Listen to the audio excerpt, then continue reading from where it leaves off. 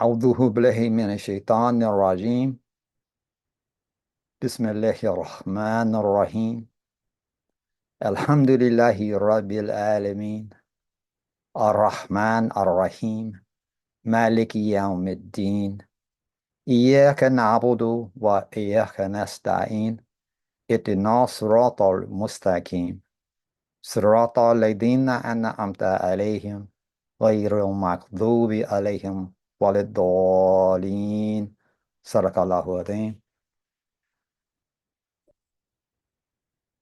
Praise be to Allah. Um, again, we're grateful just to be present and accounted for.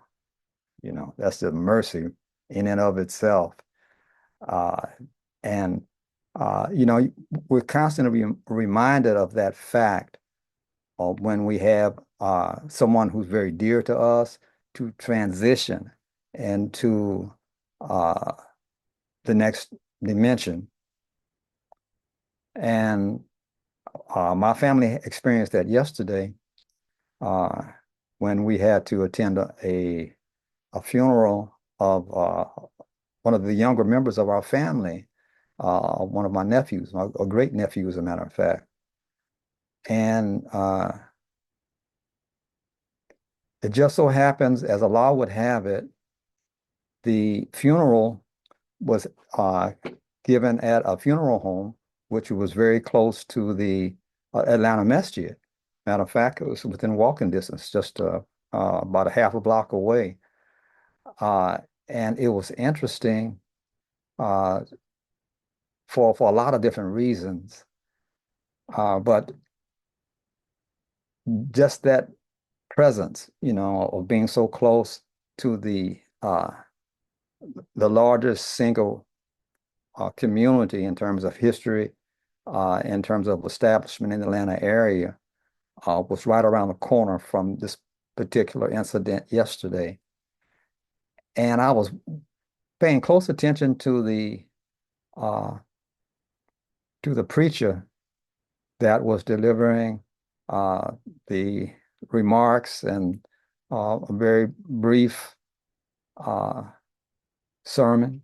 He was a close friend of the family, and what he gave was so close to I think what we're going to get clarity on today from International Instructor Benjamin Bilal on this true meaning of uh, of Jennah, of the garden of paradise. I'm looking forward to that, and I hope and pray that all of our minds and hearts are ready to receive what Allah will deliver to us through our international instructor. See, that's the way this thing happens. As he mentioned, whatever is available for us in our state of readiness right now in this moment, it'll come through each one of us as we witness these presentations today, irrespective of the vehicle that is coming through. You know, as our collective soul is ready to receive, Allah will deliver. So be present in each moment as we go through this experience today and our class. The world needs, if you're not aware of that now, you're not being observant at all. The world needs what Allah is presenting to the world through us. You know, if you haven't been paying attention to what's happening around the whole, our whole home, the planet Earth, you haven't been paying attention to that, then you wouldn't be aware of what I'm sharing with you now. But what we're being gifted with is not just for us, it's for the whole humanity. Allah is bringing a fresh breath, if you will, into the whole human community right now through us. We have a major role to play in that. Not the only exclusive role, but a major role to play into that. This Reverend yesterday, as he delivered his presentation, since my great nephew was such a young man, And in our estimation, as we look at age, he wanted to try to comfort the family, and he did a good job of it. But the way he approached it was trying to deliver what he considered was this proper idea of uh, of where he felt uh, my nephew's soul was in that moment, you know, and the fact that uh, he was trying to comfort everyone by being aware of the fact that he was in what he called a better place now.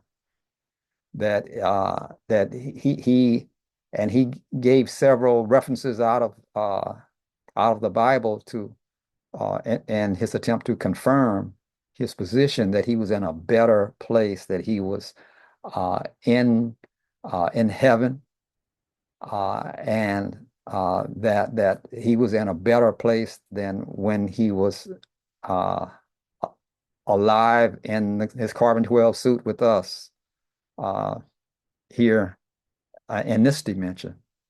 And it was interesting for me to listen to that because he was he was making an attempt, and he was doing a pretty good job of it. He was doing making an attempt to put our minds beyond the grave for this thing that we call the garden, the garden of paradise, or Jennah, that we had uh, to to to exit this physical flesh in order to be free to come into our highest state of comfort, of happiness, of pleasure, of fulfillment. We had to leave this physical existence in order to get that. And that since our our uh, our loved one had done that, then we should be celebrating the fact that he had escaped hell and that now he was in heaven. So I was just listening to that. It wasn't something new in terms of presentation, but I was reflecting on that in terms of the state of mind that not only the Christian world has been duped into, but the Muslim world as well. You know, this false idea of our ability to rise to the dimension of what is called the Garden of Paradise, Jannah, heaven, a lot of names for it. Uh, but in order for us to rise to that, we had to physically die, you know. And it really registered to me yesterday, probably more than ever before in my life, the fact that that's such a prominent idea, again, in the psyche of about 99% of the planet. So it's not something that was exclusive to the Christians. You might think, well, yeah, well, no, Muslims don't think like that. I was reminded yesterday, I had my eldest son in the car with me, my eldest daughter and my wife, and they started waking up uh to the severity of our level of understanding of the Quran before I did, you know, and they start reacting to it, and long before I did. And so they were just sharing some thoughts back and forth about uh, the ridiculousness and the foolishness that we were entertaining during our past Ramadans, trying to read a 30th of a Quran each day and trying to read the whole book during Ramadan and the way we were fasting. My wife even shared the fact that she was trying to fast even while she was pregnant, because she thought that that was the thing to do. The conversation went on and on, but I'm just listening, not really making any comment myself, but just seeing uh, how pervasive this problem is of us not being consciously aware of what our potential is right now in this moment. So I said that just to paint the picture in terms of uh, what I think the plate that was going to be served up by International Instructor today about the way the Quran treats the idea of the Garden of Paradise, of Jannah, and how important it is, as well as what I think Muhammad Abdullah will share with us in just a few moments, his thoughts about this cosmic dimension of this reality, and he's actually written an ebook that he, I think, published back in 23, I believe it was, uh, and how that factors in for us to be able to elevate our sensitivities, to be able to elevate our emotional state, to be elevate our mental state to a point where we can experience Jannah, the garden. That's why it's called a garden. The garden of paradise, heaven, again, whatever title you want to put on it, the highest dimension of life, we can experience that now, right now. Even if you want to call this hell in the middle of hell, we can experience the garden of paradise now. Not it in its entirety, but we do have the potential in us to rise to that point. So that's something that we have to be open to and really have to consider. There's one thing I just want to share, and then I'll turn the talking stick over to Adam. I have been in a state of reset. I've shared this with you. Again, I'm 77, and in about a month I'll be 78. And I'm in practically total reset right now in my life. I'm spending a lot of time crawling around. Yeah, 77. A lot of time crawling around on the floor in a physical reset. I'm 35 days out on my second stage of reprogramming using the modules that International Instructor and I have put together, the ABCs of Nunetics. And I just completed a thorough, not a fast per se, but a cleansing of the parasites and getting the toxins out of my body, getting detoxed. And right now I'm preparing. I'm in a 30-day process of taking the first 30 years of life and allowing my mind to imagine what the optimum life would be each one of those years of the 30 years of life. And I'm writing that down and putting it in a creative piece in prose and poetry. So I'm at that stage of my life right now. Now, one of the things that I've learned in studying the brain and the heart is that what the brain does in the first few years of our life, there's so much information coming in. In the first year, the second year, the third year of our life, fourth year, the fifth year, there's so much information coming in until the brain does this. The things that are not reinforced and repeated, what the brain does is goes through a pruning process. I was never aware of this before. But it actually prunes, just like you do when you have, if you've ever grown any roses in particular, but it's even true even for like the tomato plant, if you really are aware of how to grow and get the maximum result out of a tomato plant, you have to prune it. So you have to help direct the growth by snipping off some part that it would appear that you are actually killing the plant.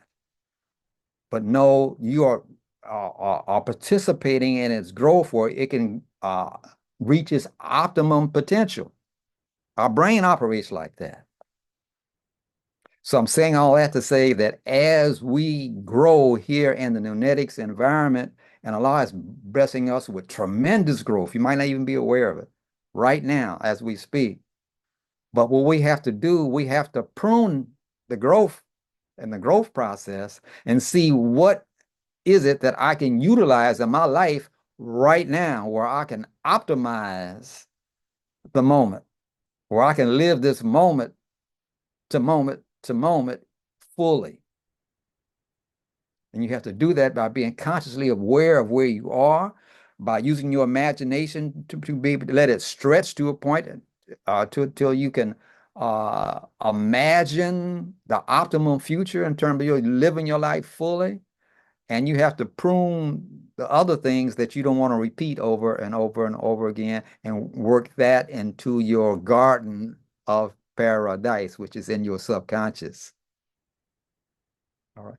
So with that, I'll take this talking stick and I'll pass it on to Adam. He has some words for us, some on our technical side, and I'll pray. Let me reword that. Because to pray on something is not a good picture in my mind. So let me back up a little bit, and I'm confident that Allah will deliver uh, to us the message today uh, that's perfect for our readiness as a collective soul.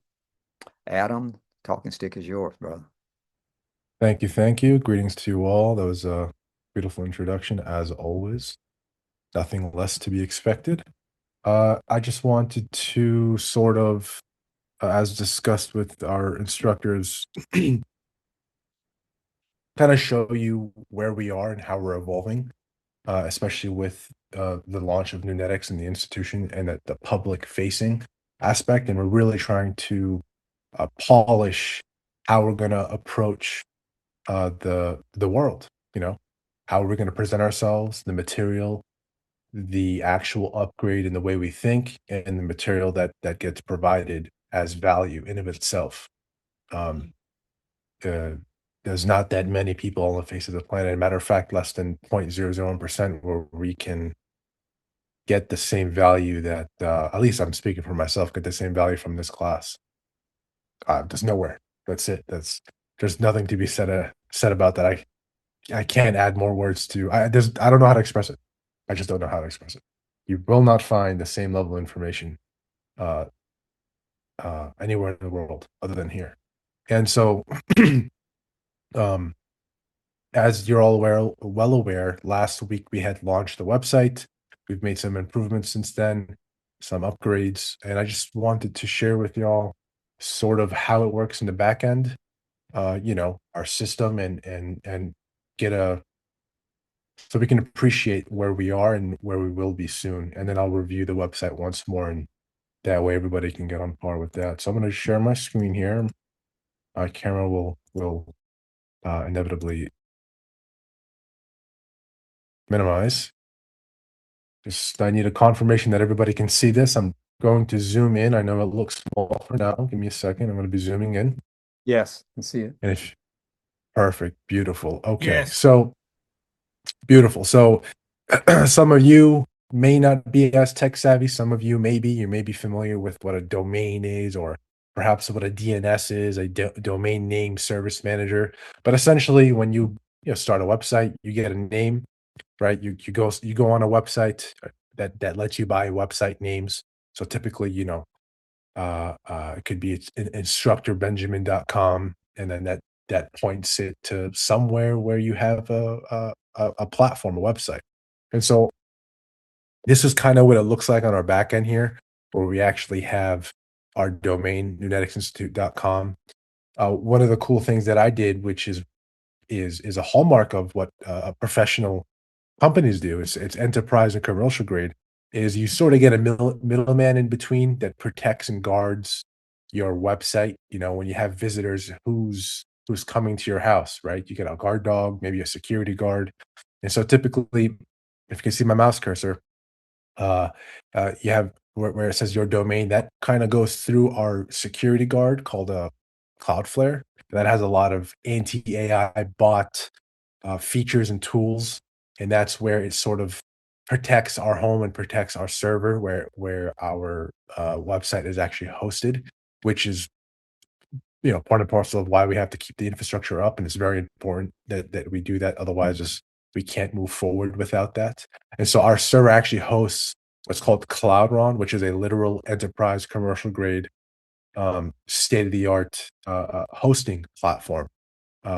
This lets me, create a website. It lets me create a bunch of different applications for all sorts of things. I can host podcasts. I say I, but we can host podcasts. We can host a multitude of different applications that would serve as a function, to whatever it is that we want to do. There's a lot of people that play around with this, but I can tell you this for a fact. Google uses Cloudron. Other big companies use the same exact platform. It's a commercial grade, state of the art security, and so I'd like to just take the moment to appreciate the instructors for allowing me to set this up as our backend. And as you're all well aware, that leads us to our website. So there's actually a whole multitude of things that go on in the background, technically speaking, that lets us see what neuneticsinstitute.com is. So it's secure, in a way, it's private, and it's got how shall I say? It's got multi-layered layers of it's multi-layers. So there's layers of security on top of layers of security, and so that will help us mitigate any attacks, which is to be expected when any institution is public facing. Um, so I just wanted to share that, you know, a moment of appreciation. And then let's just go on forward to the website just to review. Now, some of you may be well aware that if you go on to the Nunetics website at nuneticsinstitute.org, that you can actually sign up as a member. And believe it or not, we haven't really done any pushing. We haven't been telling people anything. Let me just pull it up on my end here and share that with y'all. Give me but a moment.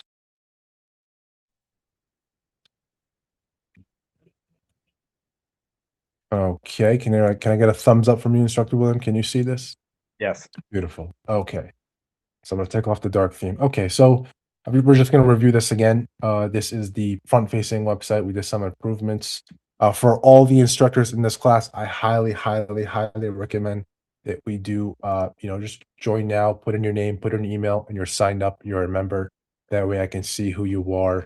And as we go forward with the program, uh, when we launch Nunetics, okay, for the world to see, most brand new members will be signing up through this process of becoming an actual member through this institution. Now, for us, you guys are all family. You all know Instructor Benjamin, perhaps personally, perhaps in a professional capacity. And so, we just email him, I want to join the class and sign up. But to handle hundreds of people at the same time, that would inundate with Instructor. He'd be spending hours and hours and hours. All of us would be spending hours and hours going through emails, which is really not an easy thing to do, especially if you have hundreds of emails from different, buy my product, sign up for my thing, and then you got spam.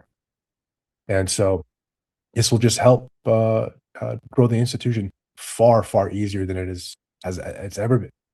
And believe it or not, I think we got 8 or 9 members now, and we haven't done anything. So we have an audience. The Nunetics platform has an audience the world is waiting for. We just have to prepare ourselves. Okay. And I just want to reiterate that us as instructors can start to write our own essays, our own articles or posts as you may. Obviously, it has to be in a professional capacity. It has to be written quite well, and that's I think that's where we all of us are right now. I'm not I'm not a good writer, but I know if I invest my time into it, I'll do it. And so I think as Jordan Peterson said, I love the way he puts it. I never learned this in high school. I never learned this in college. My quote unquote formal education began literally after I dropped out of college. So 2018, 8 years ago now. This time actually 8 years ago was my first time I read a legitimate book. I've read maybe 2 or 3 books during my public school educational program. And my first book was How to Read a Book by Dr. J. Adler. literally how to read a book. So meta learning was what I was getting myself into, and I didn't know it at the time. And I think from there on, I picked up the idea that, well, Jordan Peterson said if you can't write well, you can't think well, and vice versa. So I think this, for me personally, I'm talking about me, Adam Ambush, the ego. I feel like if I start to actually contribute in this aspect, oh my goodness, I can if I can write an essay well, I can present immediately, very easily. Maybe there's some communication skills I got to work on, but that's fine. I got to be quick on my feet, come up with 3 stories. Probably put together a formula and make a killer presentation. But that doesn't start out of thin air. I think that starts on paper. Mhm. And I really, really emphasize, like, right now, these are just 3 posts that take you to the book. I wanna see, Bayin on here. I wanna see, Adib on here. I wanna see all you guys on here.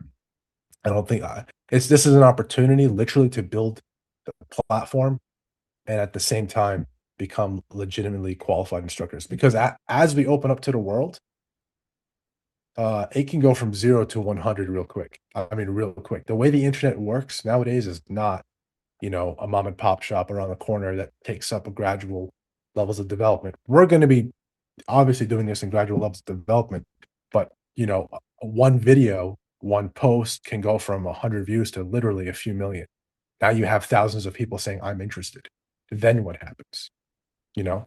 So that's to say that once we become qualified instructors, people at one point in time, this is how I'm seeing it. I will probably have a tab here that says qualified instructors. Mhm. You'll be giving lessons, you'll be giving courses, presentations, and whatnot under the Genetics Institute. So, without further ado, I will be returning the talking stick. Is it back to you, Instructor William, or Yes, to yes. back to you? Yes.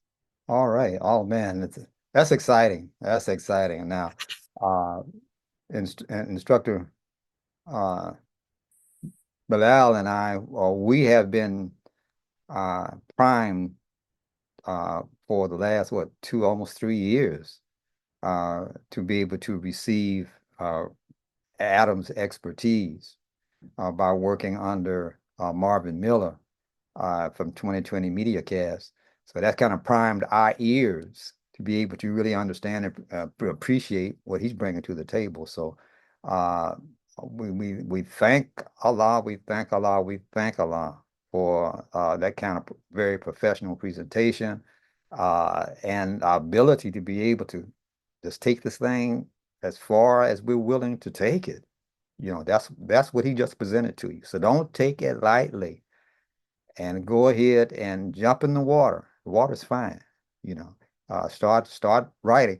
I'm telling you, when my son invited me to be a part of this writing 30 poems the next 30 days, I said I never wrote any poems before, but I just started, I just started, and some of my poems are just like a couple of words, but there's something we have something to share. So as he said, start preparing your materials, start to get in the process, get in the water, and start thinking about your podcast, start thinking about articles you want to write and start doing it. One of the things in terms of the way babies learn, one of the most important things, they learn through experience. So if you're not taking what you know and using it, that's where the experience comes from. The elders, our most valuable asset is that we got a lot of experience. That's our most valuable asset to the world, is that we have a lot of experience. So same thing with each one of us. Take what you have and start putting it in as finished a form as you can. And the more you do that, the better you're going to get. So I'm excited. I don't know about y'all. I'm excited where we are and where we're headed. So thanks again, Adam. Okay, next we have Muhammad Abdullah, and he's going to share some thoughts. Now, he's one of those who got the memo on this, and he's been writing for some time. And he has an ebook that he's going to share with us, and he's going to introduce it to us to that particular production today. So, Muhammad Abdullah, are you ready to take this talking stick? I'm ready to pass it on to you, brother. Yes. Assalamu alaikum, everyone. Assalamu Can everyone alaikum. hear me? Yes, we can hear you well. Okay. All right. Today, I'm grateful for being here, and I'm grateful for having this platform and this forum that was supplied to us by Allah subhanahu wa ta'ala through the efforts of our international instructor, Benjamin Bilal, and the team, because we are a team. We're a family, yes, but we're also a team, and we all bring unique gifts to this forum, and I'm grateful. Today, I'll be discussing or reading some excerpts from my ebook, Cosmic Connections, Illuminations for the Heart, Mind, Soul, and Spirit. Part one. My pen name is MJ Abdullah. And these thoughts will be based on four central ideas that will be coming out when I begin to read the excerpts. One is the oneness of the source creator. Many names, but only one source creator. That will be postulated in every excerpt that I read today. Secondly, the oneness of all creation, or Tawheed, if you will. The oneness of all creation within and without. Three, expressing gratitude, the expressing of gratitude and thankfulness for every inhale and exhale that we have. And lastly, how all of this particular production, this book, was inspired by the leadership of Imam Waridin Muhammad, but also by the Lunetics Institute, the university online learning courses, the things I've learned over the years through this leadership and through you all, because we all are leaders. So I'm going to begin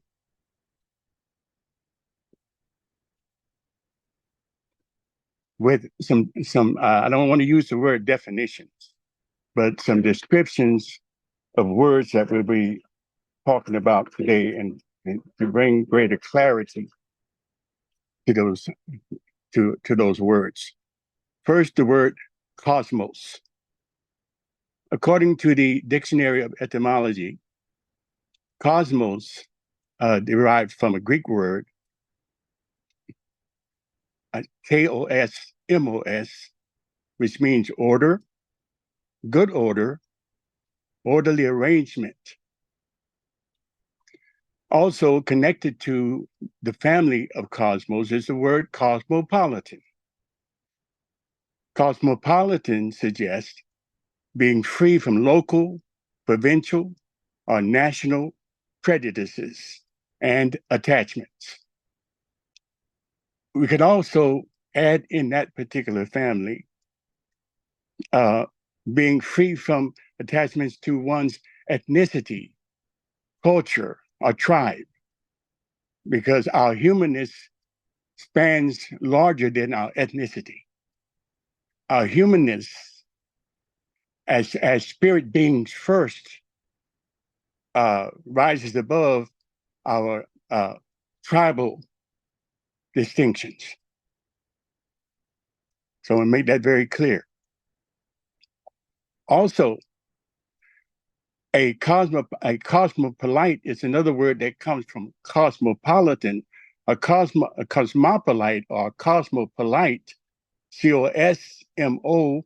Cosmopolite, according to the Dictionary of Etymology, meaning it means a citizen of the world, belonging to all parts of the world, not limited to a place or society, composed of all people, multi-ethnic, and Allah subhanahu wa ta'ala reminds us that He made us into nations and tribes, not so that we began to hate each other or make distinctions, but we come to understand each other's differences and diversity. Also, from that same sound frequency of cosmos comes the word causeway. Causeway is a path above the ground. Surely our physical anatomy is going back into the ground, but when we look into the mirror, we're not looking at ourselves.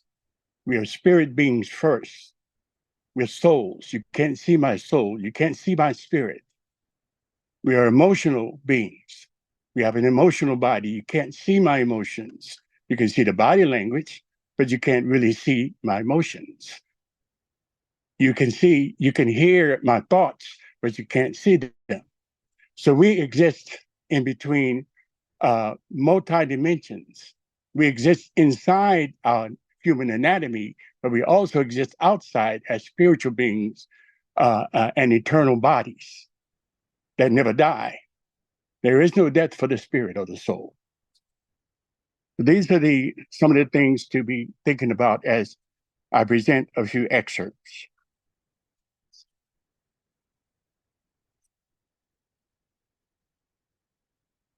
The first excerpt is from the special acknowledgments from my book, Cosmic Connections, Illuminations for the Heart, Mind, Soul, and Spirit, Part 1. I want to firstly and most importantly thank the one eternal source, creator, the first cause of all effects, the giver of life and death, who has many names. None does him justice, because there's no way we can define the immeasurable one. I'm grateful for Allah subhanahu wa ta'ala, highly glorified is the source creator, for choosing me and you among billions of spermatozoa to come from cosmic space into this dimension of anatomical matter in this human body on planet Earth in this galaxy named the Milky Way. Billions of microscopic sperm cells did not make it into the ovum of Mother Nature's womb. However, in this 21st century of modern history, nearly 9 billion did, and I am among them. You and I made it into material existence. We are among the chosen ones. This author, meaning MJ Abdullah, myself, is convinced that there is only one creator, one source over the entire cosmos. Due to the will and plan of the source creator, I am being today. I am a human being, not a human doing. I matter. You and I matter. I'm eternally grateful.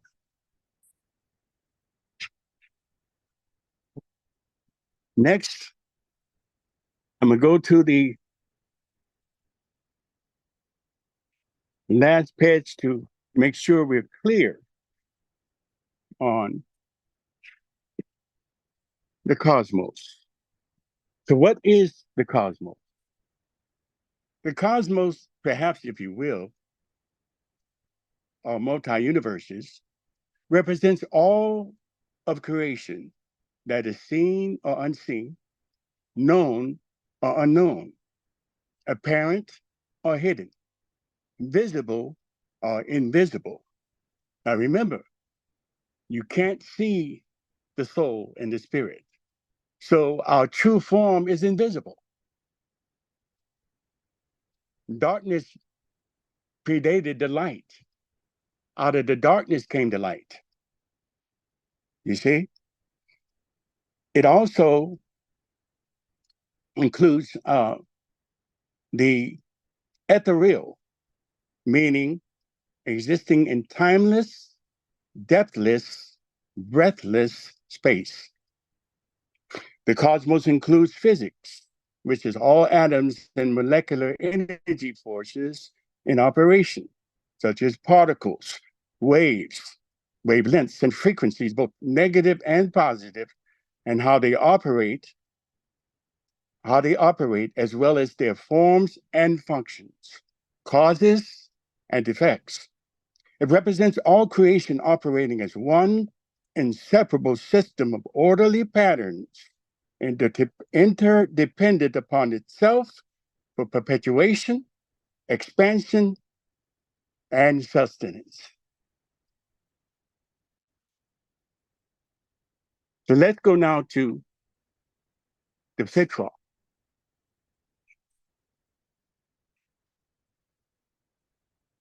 This piece is called "For She Is Mother Nature." She is the womb that birthed all creation. She is the feminine principle of all universes and in all nations. For she is Mother Nature. She evolved light out of darkness and darkness out of light in timeless space. From atoms, she forms quasars, quarks, bosons, stars, moons, planets, and ever-evolving galactic nurseries. They all owe their existence to her, their existence and their space, including the human race. For she is Mother Nature. The four basic elements of life, air, land, fire, and water, from molecular and cellular microscopic life in bacterium to spermatozoa, a leech-like clot of blood, to a fetus lump of bones partly formed and partly unformed, into an embryo of fleshly tissues to human birth. They owe to her their energies of night and day, death and life, light. For she is Mother Nature. She travels timelessly while expanding the multi-universes, while appearingly having no end. She is not our enemy. She is our friend. For she is Mother Nature. In the beginning of time on earth, he, the masculine principle of creation, and she, the feminine principle, composed of positive and negative atoms, was admired, appreciated, and protected by humans. Now she is rebelling due to disrespect by humans on earth for her role in all creation. It is time we humans work together for improved global relations with Mother Nature, for she is Mother Nature. Sustained peace on earth will exist when the natural world and humans become respectful friends. Falsehoods and lies mixed with truth and deception against nature's laws and principles are rapidly coming to an end. For she is Mother Nature. No, she is no ghost. She is the mother of the cosmos. She is the Holy Spirit be. She is one's God consciousness of the source creator who will set we humans free. For she is Mother Nature. That's the fifth law, y'all. There's a question that's asked that pervades time and space. And that question is why? It's all a puzzle to me. Why do we run? Why do we cry? Why are we true? Why do we lie? Why are we impatient? Why are we anxious? Why are we fearful of one another? Why?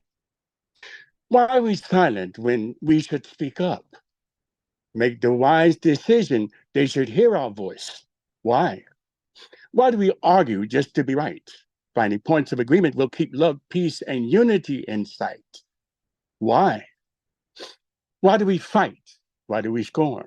When each created given day is a new soul's potential reborn. Why? These questions are few. There are lifetimes more to learn, more to teach. There are higher goals to reach, more to ponder, more to dream, more to research, more to explore, more to discover, more to invent, and more to meditate and reflect upon that is truly heaven sent. Why? What more can the source creator give us humans? The creator gave us the entire cosmos as our classroom, university, laboratory, and observatory. Let us keep seeking, knocking, and asking why. Then and only then, eternal love, peace, unity, joyfulness, and harmony on earth as in heaven, we will realize. Why? Life is full of tests. In fact, I recall hearing our elders say, our grandmothers and great grandmothers and grandfathers say, what next, my Lord? What next, my Lord? What next, my Lord? It's always something. What next, my Lord? There's always a test. This is called testing, testing, testing, testing, testing. 1, 2, 3. Testing you and testing me. Testing true and testing false. Testing to see who qualify to be the boss. Testing, testing, testing. Testing, testing will always be testing the slave-minded and testing those who are thinking free. Testing, testing, testing. Testing one's imagination. Testing one's education. Testing one's innovative creations. Testing one's mental ability. The source creator is testing all of humanity. Testing, testing, testing. Testing one's inventive genius. Testing new explorations and discoveries. Testing, testing, testing. Testing one's leadership potentialities. Testing one's family values and civic responsibilities. Testing, testing, testing. Testing to determine who should win. Testing to determine whose team to be in. Testing to know if you've earned the right. One is being tested by day and tested by night. Testing, testing, testing. Testing has been and testing will be. Testing evolved you genetically into the human family. Only one sperm among billions reached the ovum in the womb of Mother Nature. You and me. Testing, testing, testing. Testing will survive the strong over the weak, but testing will never reach its peak. Human life is truly a big test. Be the best and pass the test. You can do it. Be the best and pass the test. Let's get to it. Pop quiz, examinations, exhibitions, competitions, elections, testing, testing, testing. That was beautiful, brother. Thank you. I have one more, and then I'm done because I may have to do this in 2 parts because it goes deep. Right. My Lord's permission. Let's see. Thank you, brother. I appreciate that. This one here is called Whispering Softly. It appears to you in times of fear. It pierces deeply into your heart. Is the plea of a new humanity near, where east is no longer east and west is no longer best? Whispering softly. It sometimes brings storms of light. Sometimes it brings destruction high and low. It whispers softly in our hearts and soul. Eternal lights forever glow. Whispering softly. Sometimes when the night is still and the human body is at rest, it enlivens your human will. Being conscious of it means being heaven blessed. Whispering softly.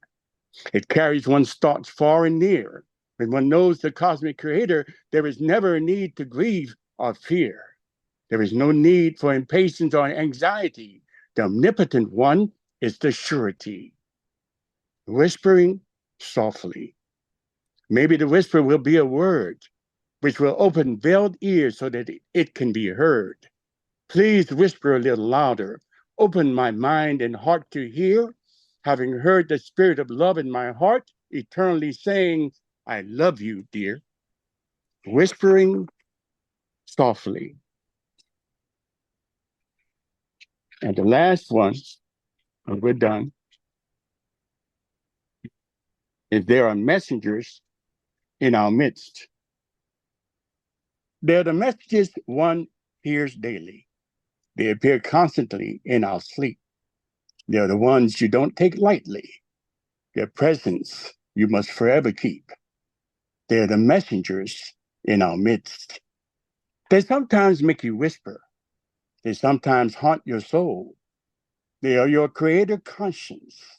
They are your human nature of self-control. They are the messengers in our midst. At times they may catch you sleeping, or at times when goodness abounds, they're inside your soul, eternally keeping one's creator's presence in all frequencies of sound. They're the messengers in our midst. It is time to close this message. To the wise, please take good advice. Persevere patiently. Be constant. Apply self-discipline. Trust and obey the source creator alone.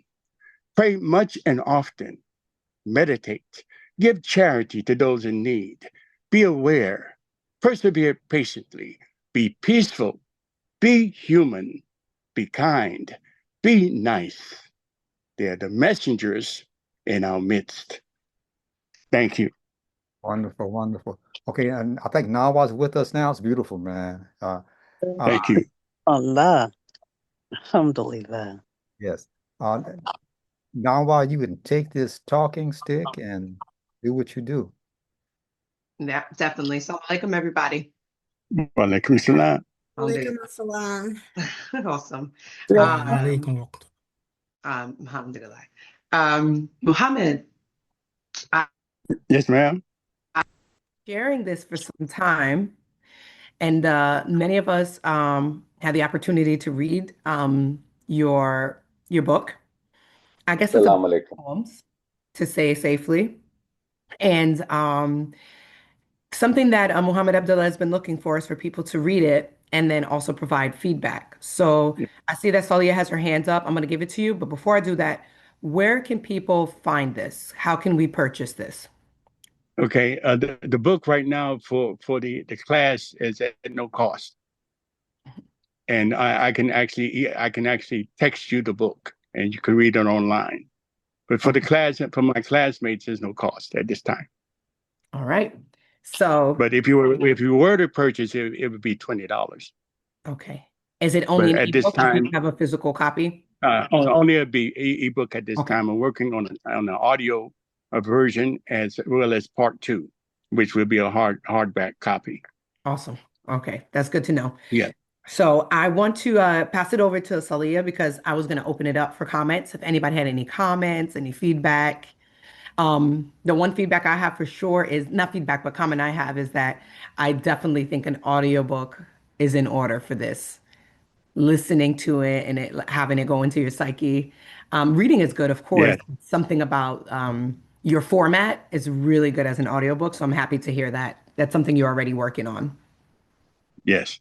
So I'm going to pass it to Salia, and after her, it will be Habiba. Oh, am I on? Salaam alaikum, everyone. Salaam Alaikum alaikum, salam. Muhammad Alaikum Abdullah. salam. This Alaikum salam. is so appreciative to my soul because this entire week I've been dealing with cosmic frequencies on Gaia. And Allah sent you with this Yes, ma'am. to reinforce what I've been learning and accepting spiritually. So I so much appreciate this. And I can't wait until you do publish it so that I can share it. I actually want to share this with my newfound family members. So inshallah, somebody can tell me how to do that. But I appreciate this, brother. It's phenomenal. I can't Praise be to Allah. the praise it deserves. Alhamdulillah, shukran. Thank you. I appreciate that. Thank you. I'm going to pass the talking stick to Habiba now. Salamun alaikum. Brother Muhammad, you know you nailed it. Walaikum salam. Thank you. You know you nailed it. There's so much to be said about the substance that you shared. And that's the thing about the spoken word, that it's offering a substance not only as far as the words that are presented, but the sound of the words. You know, that, Yes, yes, yeah, that means a lot. yes. So, inshallah, you'll continue. Go ahead and follow through with what the sister mentioned as far as it being an audiobook, because there's times when folks are driving and they need to have that kind of inspiration for them to get through that one level of traffic and all the traffic that's above Yes, them. yes, yes. I can see that. Yes, thank you. Inshallah. Alhamdulillah. Inshallah, just keep on pushing. Be heavy on the easy and keeping it real. Alhamdulillah. Alhamdulillah. Thank you. Wow. Thank you, Habiba, for that comment. It was really heartwarming, as well as Salia's. Thank you for the message. So we're going to pass the talking stick over to Karima. Okay, Assalamu alaikum. Walaikum salam. Just, brother, I see your growth I'm going to start here, that you're much more focused in terms of the camera and Yes, ma'am. in Thank you. terms of you're not breaking up. I could hear everything clear and Alhamdulillah. whatever. But you had me from the beginning that I could appreciate from each stage that you went through. It was like you are reviewing what my life is going through, and I can experience it, what you were saying in terms of my life, and agreeing with whatever you was presenting to me, and how you took the meaning of words that we may hear every day, but we have not defined them in terms of how you have defined them, and how you stayed on track with one consistent idea, and you kept evolving it and evolving it and evolving it, right? But it was all so succinct with what you were saying. I really, truly appreciated what you was doing, and it was excellent in every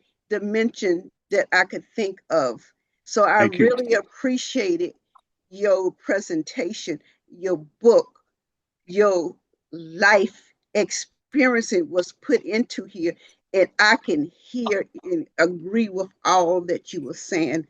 I truly, truly did appreciate your Thank you presentation. so much. And Thank you I so much. can't wait Mashallah. if you could just send me the text or whatever that I can get from you, so that I Oh, can experience this again. I really appreciate it. Thank you so much. yeah. Everyone, if I have your numbers, you have your copy be coming today. Okay, and you Okay, can I'll read put it mine online. in here now in the text, Okay. in the chat. Please. Thank Please. you In so fact, let me give much. you my email address and you can email Muhammad, either. Yes, Muhammad, can pardon you me. put it in the chat? Can you just put the link in the chat for me? Okay, I can. Yes. Yeah, Okay. that makes I it can do that. easier so Thank then you so everyone can just much. tap into that and then Okay. I'll have Let it me do that. again.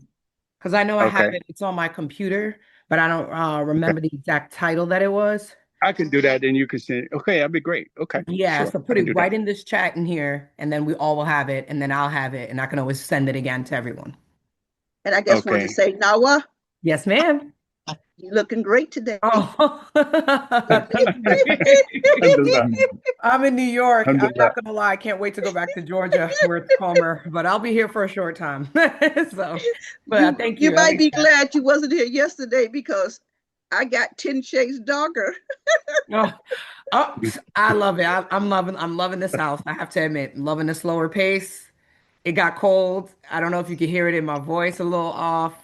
Every time I'm here, it's a lot more tension, and I'm just ready. I'm ready to go back. I miss the South. Well, No so by you problem. saying that, I thank you because I've been working Quite since I welcome. got here. Okay. Alhamdulillah. Thank you so much. All right, so now we're going to pass the talking stick over to Instructor Bilal. We have been waiting for this presentation. So we're going to pass it over to you if you're ready, Instructor.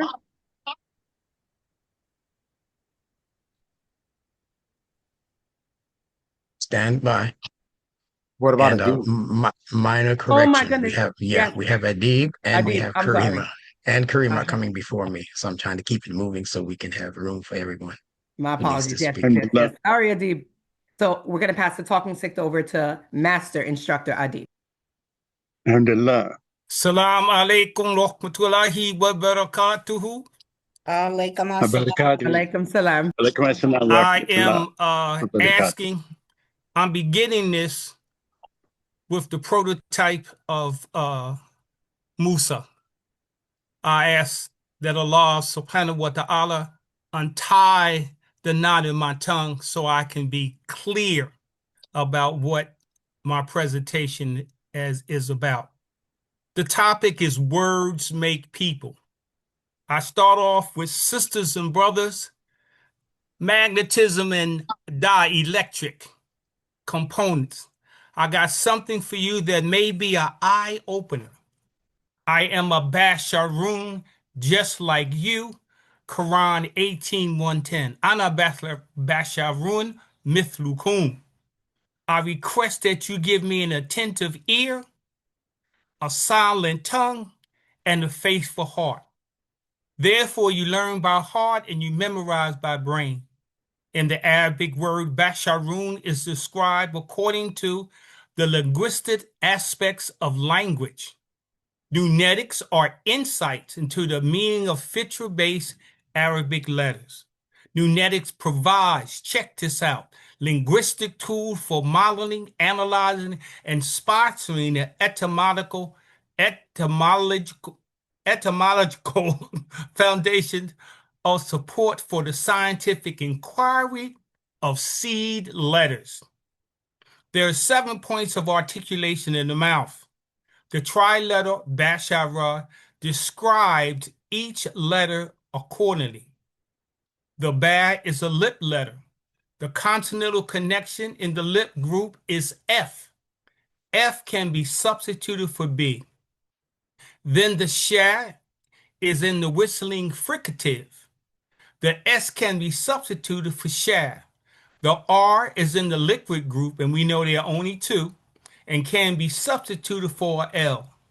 Therefore, linguistically speaking, Basharun is described as flesh, human sensitivities, approximately. Flesh is different from skin. So when the prophet, peace and blessing upon him, stated, I am a human being just like you, it implies that I eat, I sleep, I know my wives, so forth and etc. The only difference is that Allah chose our Nabi, peace and blessings upon him, to be the best example, fitra, and pattern for all human beings unapologetically. Muhammad ibn Abdullah, peace and blessing be upon him, is the best prototype in form and function as evidenced in the Quran 33:21. لَقَدْ كَانَ لَكُمْ فِي رَسُولِ اللَّهِ أُسْوَةٌ حَسَنَةٌ لِمَنْ كَانَ يَرْجُو وَالْيَوْمَ الْآخِرَ Kashi. Let's examine the grammar of Surah 54 and the 4 verses of each analyzation. We begin with the basic understanding of our sacred Quran. In the sacred Quran, Al-Qamar, the moon, 54 surah of the sacred Quran states eloquently that we have indeed made the Quran, sacred Quran, easy to learn and remember. Repeat after me, please. We have indeed made the Quran easy to learn and remember. Who said we have indeed made the Quran easy to learn and remember? Allah subhanahu wa ta'ala.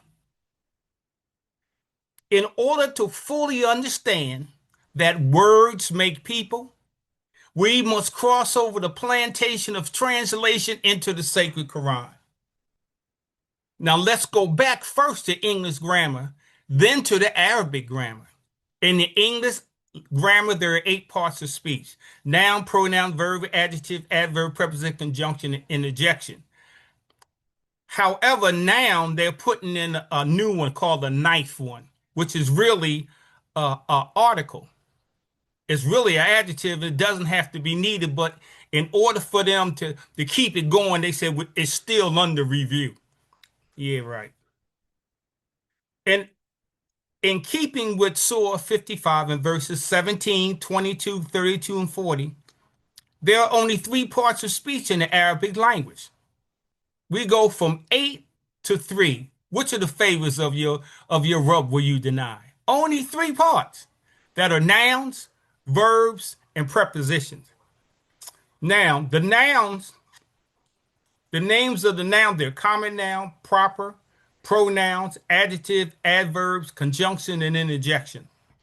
The second part of speech is the verb that expresses the past, present, future, and the command form. The past form of the verb is mentioned most. It's third person, masculine, and singular.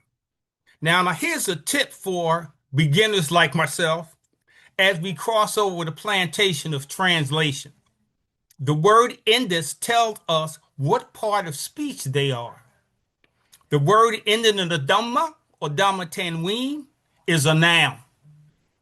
We know by looking at the word basharun, it has a dhamma tanween on the top of the last letter, and we know that it's a noun. The sign ending of the verb in the past tense is a fatha, fatha, fatha on the last letter is a fatha or fatha tanween. The preposition is a slash, one slash or two slashes at the bottom of the word. Now we know the diacritical marks that denotes the Arabic parts of speech. So 54, 17, 22, 32, and 40 gives evidence of the sacred Quran being easy. So easy, like taking candy from a baby. Next, as time goes on, I'm allowed, next we will do the grammarize the 18, 110, and 50, and 3321. And we know that if it starts with a Dhamma or Dhamma Tanween, it's a noun sentence. The last thing I'm going to say is it's not what you know that's the problem. It's what you know that ain't so is the problem. Thank you for giving me this opportunity. Salam alaikum rahmatullah. Thank you, Adi, for that concise and very invigorating presentation. If anyone has a comment or a question, Shalom. now's a good time.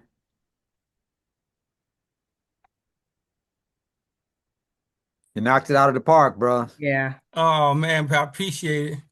It's what we have studied all along. He kept Yeah. saying, you better look at the alphabets. You better look at them. You gotta see what they're saying. And it's important that I see the work that's done between you and others that inspires me to do a little something, something. And I Definitely. appreciate that I was given the opportunity, and I'm looking for more challenges to be coming forth. So Leah has her hand raised. Just before I pass it to her, I strongly believe, Adib, that you are a master instructor, and I would love to be a part of a course if Instructor Bilal gives us the okay, and if there's some way that you can arrange it, I would be more than happy to join a course with you. Shukran, shukran. Salia, you are talking set passing to you. Alhamdulillah. Alhamdulillah, Abdi, Maps Master Instructor. I appreciate that. I appreciate the Quranic references you gave. I have to do the replay and pull them up because, of course, I didn't write them down. And I am very appreciative of you going through the vowels that are attached to the letters, inshallah.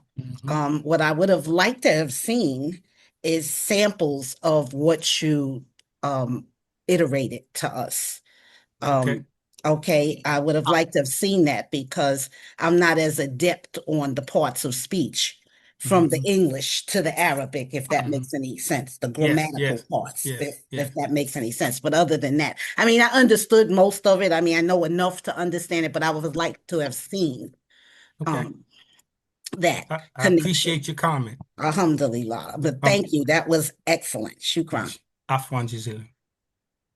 I agree with Salia's comment.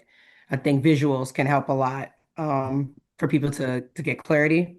And I love though you always introduce what Nunetics is, and you always do it in a slightly different way. Still same meaning, still same purpose, but you're able to like you really truly understand it, that you're always able to make sure that's the beginning part of your presentation Yes. so that everybody's frame of mind is clear. So that helps a lot. And then we've done this before, but your breakdown of Bashara was really important because like I have my book of words that Yes. Instructor recommended to us some years back. And I wanted to make sure I had it.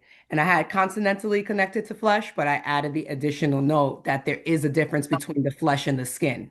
Yes, And yes, that's a yes, very key point. yes, So I yes. made sure I made that very clear in my notes. So just like it's like a building upon what we've already established. So I meant it what I said. And I think there's a number of us who would really benefit and enjoy being in a class with you.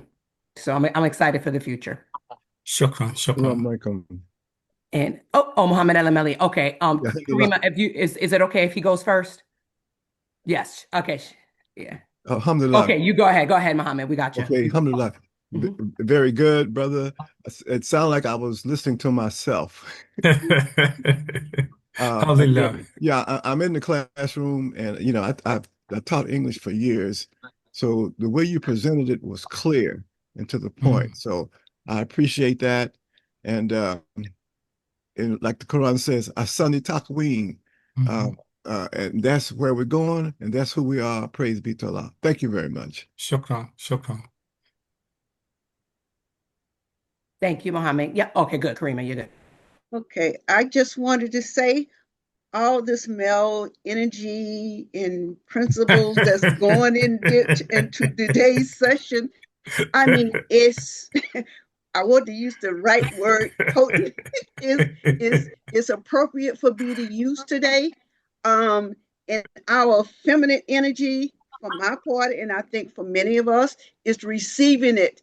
And we are very grateful. And that little piece that you had with that interaction of repeating after me was a nice touch. I loved it. You gave so much references in the Quran. I'm like, Salia, I have to get the replay, slow it down, write them down, and then review what you have given us because it was so full of information that it was hard to keep up with because I'm trying to focus in on what you're saying.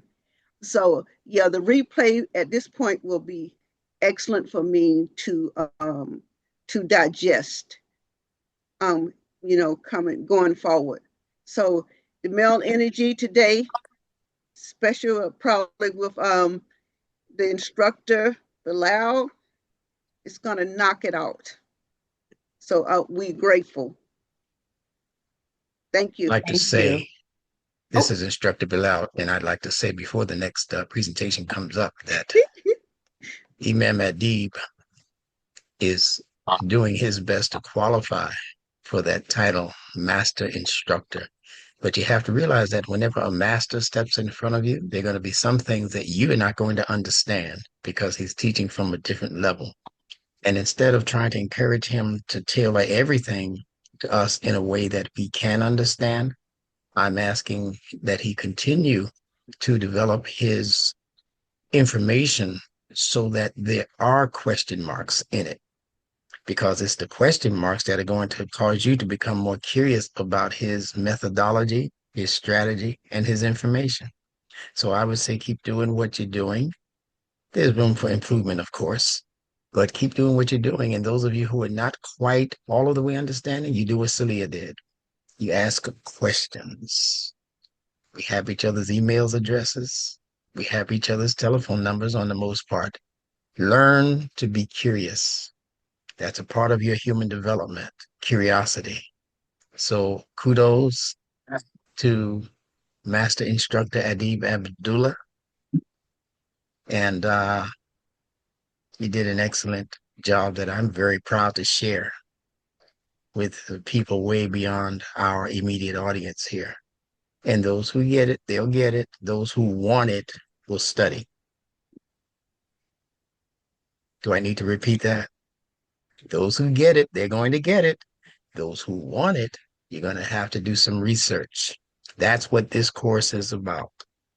Okay? Turning the mic back over to Nawa. We heard that loud and clearly, Instructor Bilal, and I agree. Definitely don't quote dumb down, is what they say. You want to have a free mind. So thank you, Instructor Adib. So we are going to pass the mic over to our medical instructor, Mrs. Karima Bilal. Thank you. Peace and blessings to all. Peace and blessings to all.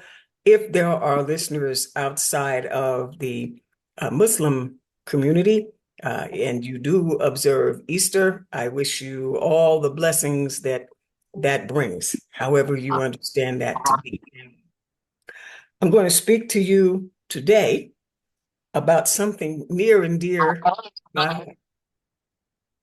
Can you hear me? Yeah, it's good now. I'm not sure what that was, but you're good now. Okay, praises to.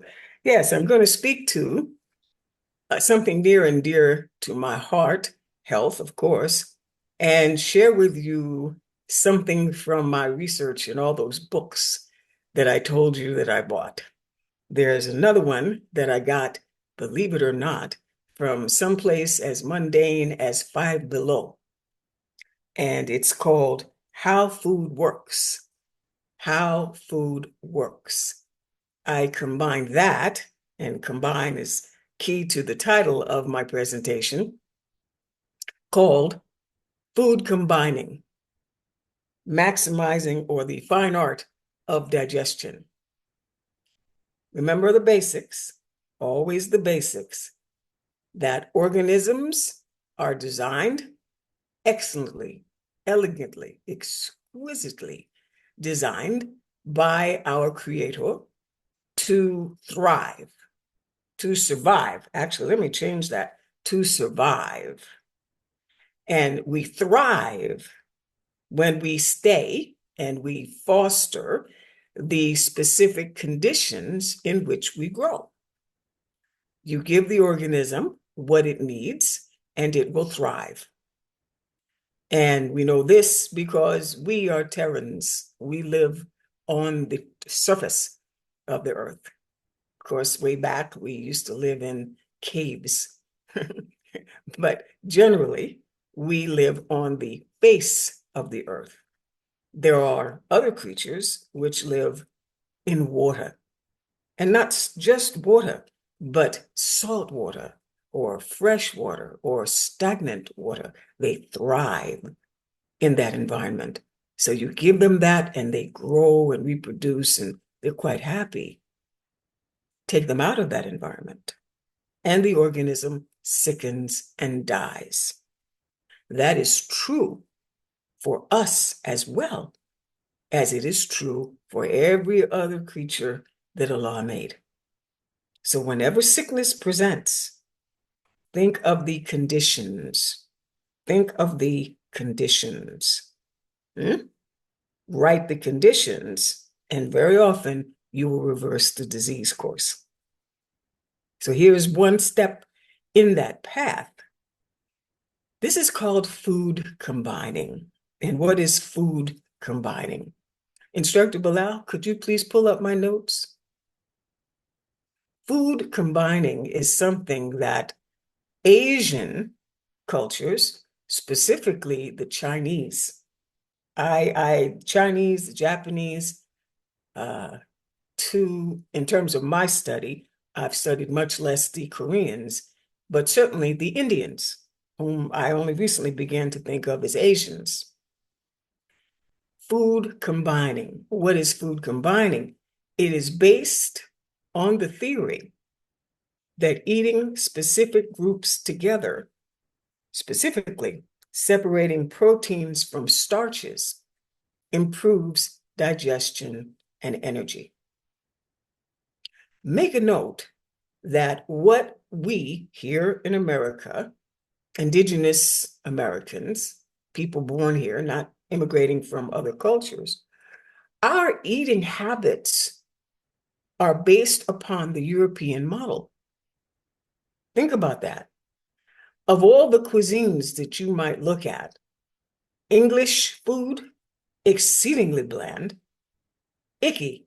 Scottish food, icky by our standards. And I mean no disrespect to those people. They are capitalizing on what is in their environment. Look at places where the climate is cold and the growing season is short.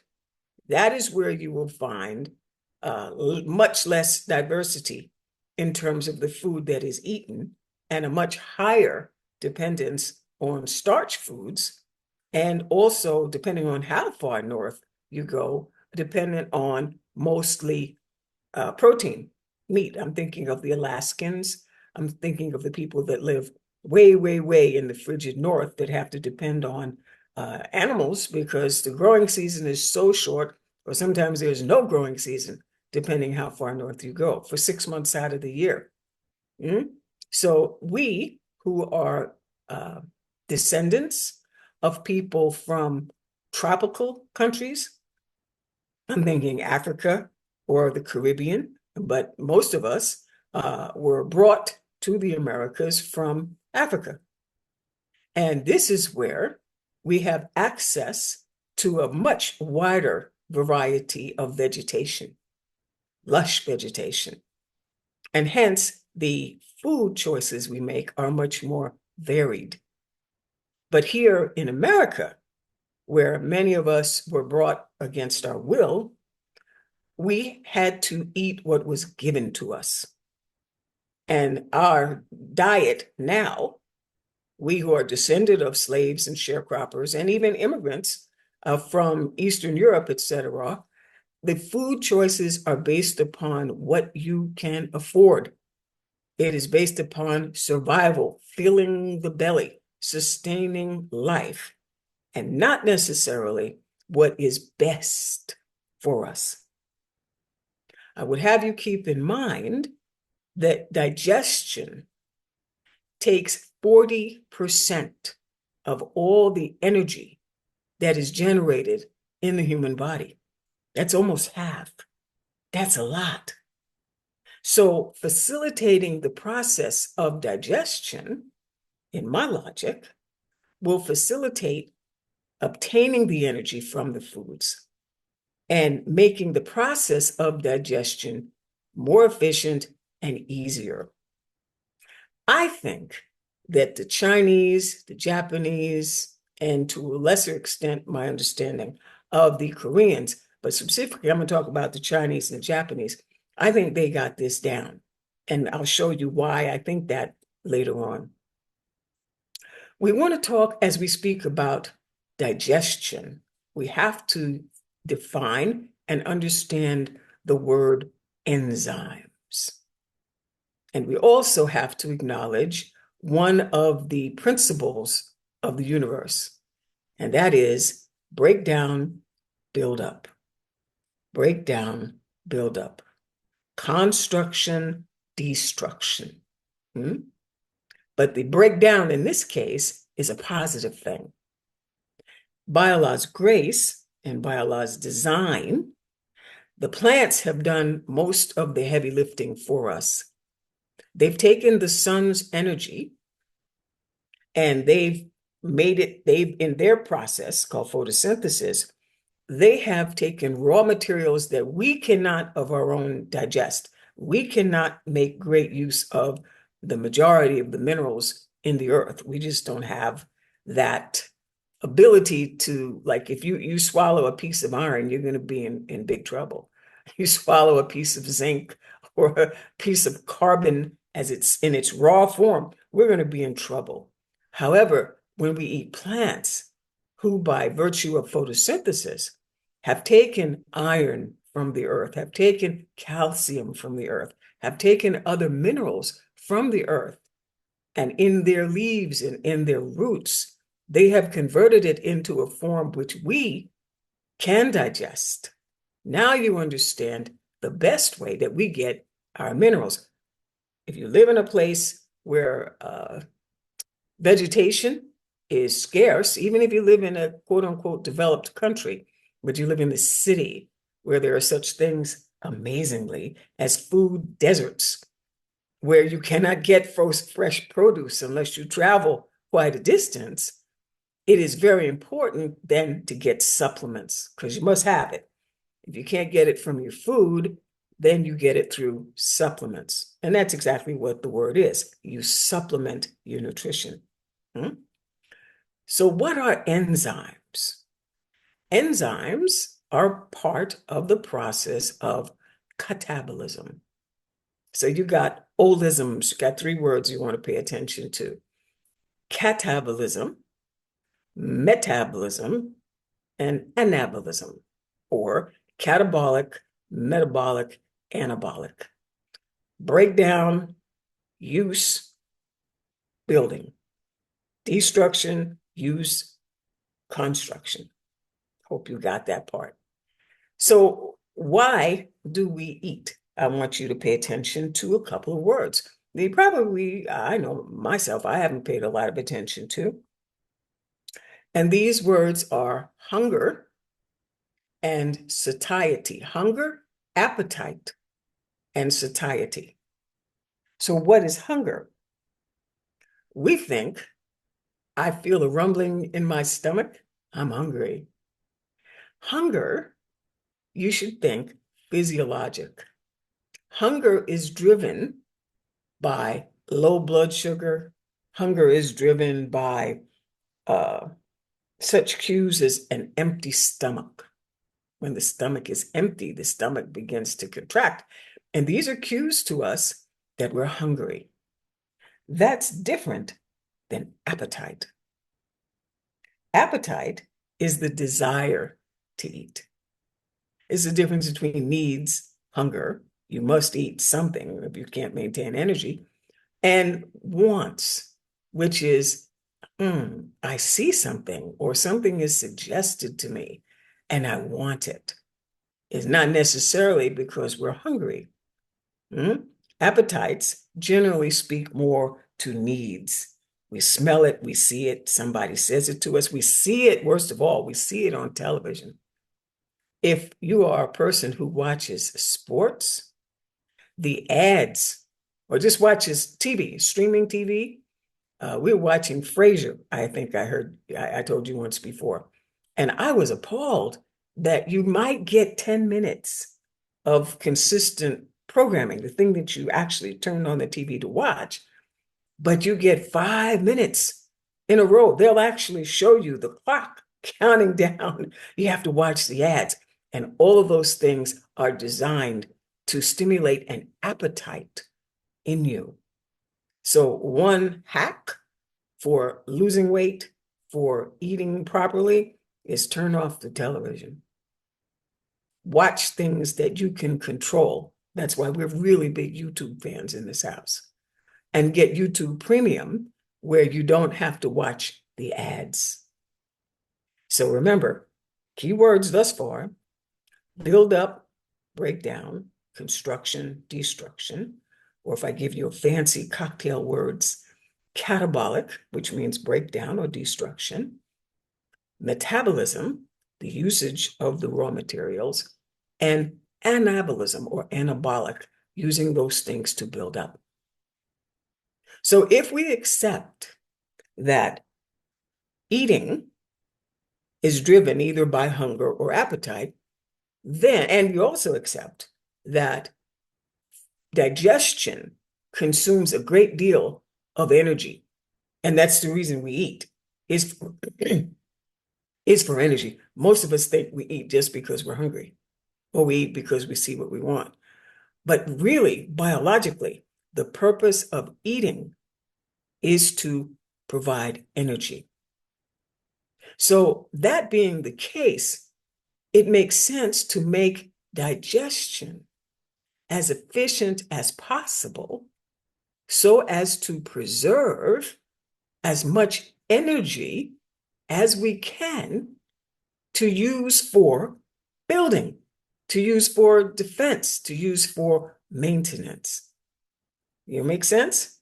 Now, this would be the reason that when you are ill, when you're sick for any reason, or when you're doing heavy work, you don't eat at that time.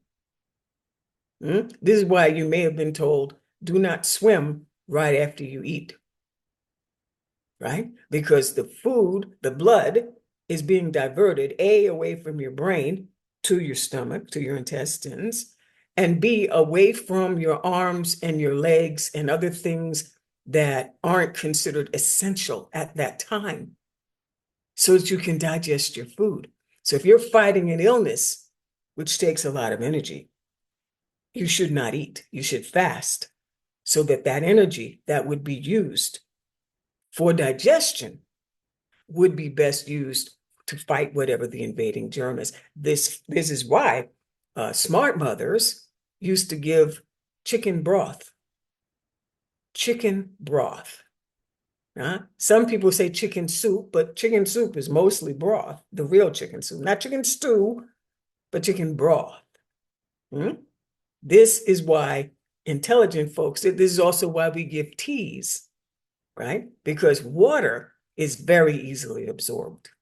Water takes no digestion. It's absorbed from the stomach very shortly after we take it. So pay attention to that. I know I'm giving you a lot of stuff. I'm giving it to you as in the best order that I can, but you'll get it. You'll get it in the replay, as I heard others say.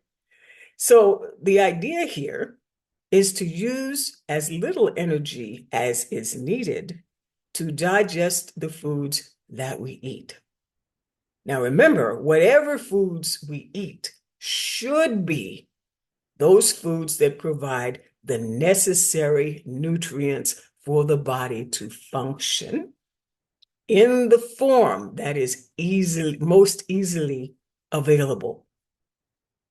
Whether you choose food combining or not, it should be very, very important to you that you're eating foods which provide nutrition, not just because you're hungry and you're feeding your appetites unchecked by knowledge. You're feeding your nops. Make sense? All right. So food combining then is a nutritional approach to doing just that. Eating specific foods together because they're most easily digested and separating them according to how quickly or how easily they're digested. Now, what's the point here? Or what are those food groups? The core rules, depending on who you ask, are that foods which are most easily digested, you eat those together. You don't mix them up, which is why, as you'll find out, the standard smoothie, which puts yogurt or milk with berries, is a bad idea. It's a bad idea.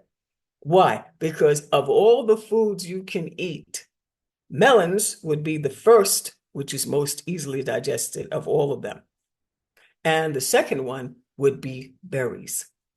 So you can combine berries of any sort that you want, blueberries, strawberries, raspberries, elderberries, any kind of berry you can think of. You can blend those together because they will be easily digested together. You should not put melons, and it's disgusting if you think about it. You should not put melons in any of this. If you're going to do watermelon, eat watermelon alone. Now, if people, as I was doing my research, quite naturally, the medical establishment says it's a theory that is unfounded and it lacks evidence. And these are the same people who told you that you should give COVID vaccinations to infants and to young children who have a 99.9999% of doing quite fine without it. So these are the same people that tell diabetics that you should eat the same way that gave you the diabetic problem. You look at the food pyramid, for the longest time, it said you should eat 6 to 12 servings of starch, of carbohydrates. By definition, diabetes is the inability to effectively use carbohydrates based on insulin resistance. So therefore, if you eat a diet that's high in carbohydrates, what are you going to do? You make the problem worse. But take this tablet and it'll bring your glucose down. Take this tablet or take this injection and it will bring your glucose down, because glucose is the metric that they use to determine whether or not diabetes is being treated. Notice nowhere in the rhetoric about dealing with diabetes do they say reverse or prevent. They say treat or manage.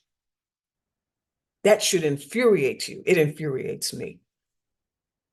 Because remember, what's called our healthcare system is a for-profit industry. It is really called, should be called, sick care, not health care, because it's not geared towards health at all. Healthy people are bad for business. I digress. So if you accept food combining, what should you do? It means that you eat in certain ways and you eat certain things together and other things alone. Simply, quite simply, here's the core rules. That you eat fruit alone. So if you're going to make a smoothie, by all means, make your smoothie, use everything except your watermelons or honeydew melon or any kind of melon. That's a separate thing that should be eaten separately. But all your other fruits, you can combine them. Now, we could get even a little bit more specific and say that there are fruits which are alkaline in their nature and fruits which are acid in their nature. Set that aside as level 2, right? Begin by fruits by themselves. And after you do that, have your proteins. Make sense? And eat fruits on an empty stomach. They are the ones which have the most readily available energy because they contain large amounts of glucose. And if you eat them in their natural raw form, they contain lots of water and lots of fiber, both of which are extremely important for our health, and they will digest quickly. As a matter of fact, here's a hack, very important. I'm going to get to all the things that you see in the notes. I want to give this to you while it's in consciousness. If you want to lose weight, I hate that word. If you're going to lose weight, weight being a homonym, a word that sounds the same, two words that sound the same have different meanings. So I see weight, W-E-I-G-H-T, and weight, W-A-I-T, right? If you're going to lose the weight, W-A-I-T, start now. Don't wait for some point in the future when you think it's going to be more perfect or be a better time. Start now. I like to say that you reduce your fat. The word lose is a word that subconsciously we avoid. Do you want to lose your keys? Do you want anyone you love to lose their life? Do you want to lose your wallet? No. And furthermore, if you do lose something subconsciously, you're going to look to find it. So if you are successful in burning fat, do you want it to come back? So I don't say lose weight. I like to say in my coaching practice, you want to change your appearance because that's the ultimate result of fat reduction. And you want to be healthier and you want to reduce body fat. So that's a little subconscious hack that makes sense. So water, we're talking about water. What does water do in your body in terms of helping you reduce your body fat? Well, the stomach, remember, gives you a cue that you should eat when it starts, you start getting hunger pains, your stomach is empty. Well, your body does not know the difference between filling it up with water or filling it up with food. Hence, we can give a baby formula, we can give it liquid. Baby knows I was hungry and I'm not. Or I drink, the hunger pains go away, and then, of course, body begins to digest what's in there, and they get contented. So if you want to reduce your body fat and reduce your weight, both of those words, drink water, because frequently you're dehydrated, you're thirsty. You think you're hungry, but frequently you are dehydrated. And this is where the little device, the CGM, I might have told you about before, you stick it in your arm and it gives you continuous glucose monitoring. It lets you know what your blood glucose level is. This is how you can tell you're actually hungry because your blood sugar has dropped and your belly is empty versus head hunger, which is I'm used to eating at a certain time, but when I look at the glucose and it says it's 140, 160, 170, God forbid higher than that, I know that it's really not because I need to eat. It's because I might want to eat. I might smell something other people around me are eating. I might be in the habit of eating at a certain time. In those situations, drink water. As they say, drink water, mind your business.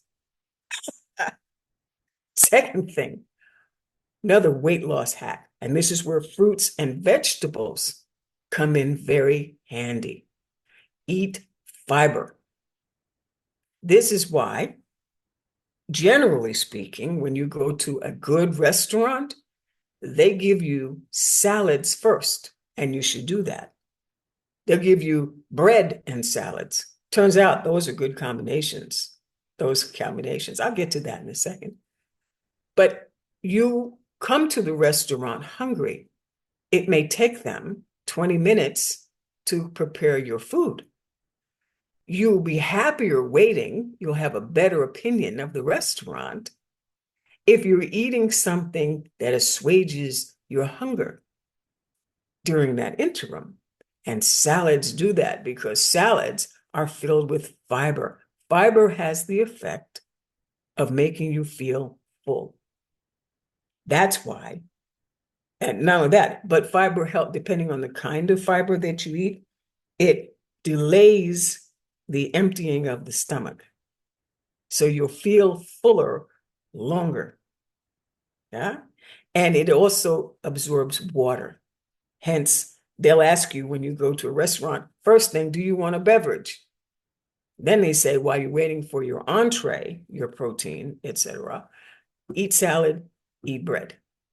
Now it begins to make sense. You won't notice how long it takes for your food to come as long as you're eating something and you start to feel full.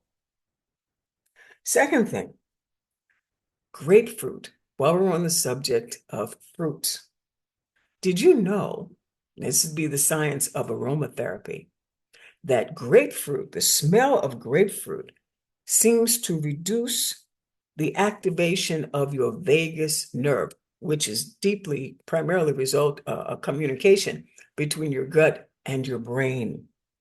So when your vagus nerve is stimulated, it reduces your appetite.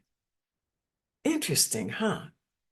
And this is why, a sidebar, a rant, if you will, I have a big issue with these GLP-1 peptide medications for weight loss. That's your Wegovys, Ozempic, tirzepatide, semaglutide, retatrutide, all of these. What do they do that helps you lose weight? It causes your stomach and your intestinal system to slow down. So when you eat food, your stomach will stay fuller for a longer period of time. Therefore, over time, you'll eat less.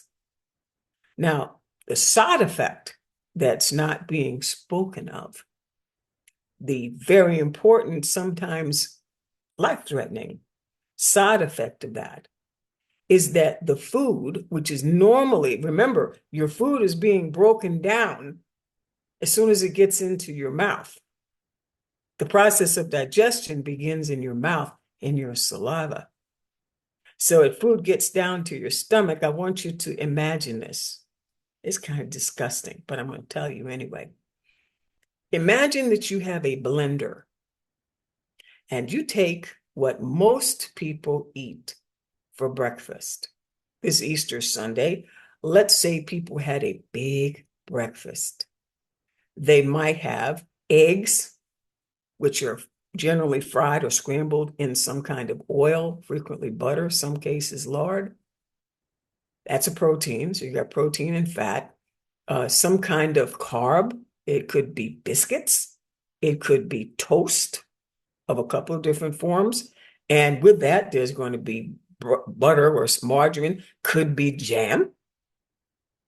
And some kind of protein that would be meat, bacon, sausage, sometimes steak and eggs, chicken fried steak, chicken and waffles.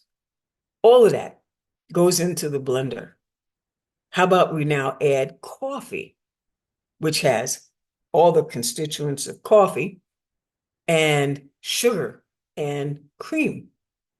Matter of fact, let's make it an artificial cream, a creamer, French vanilla, hazelnut.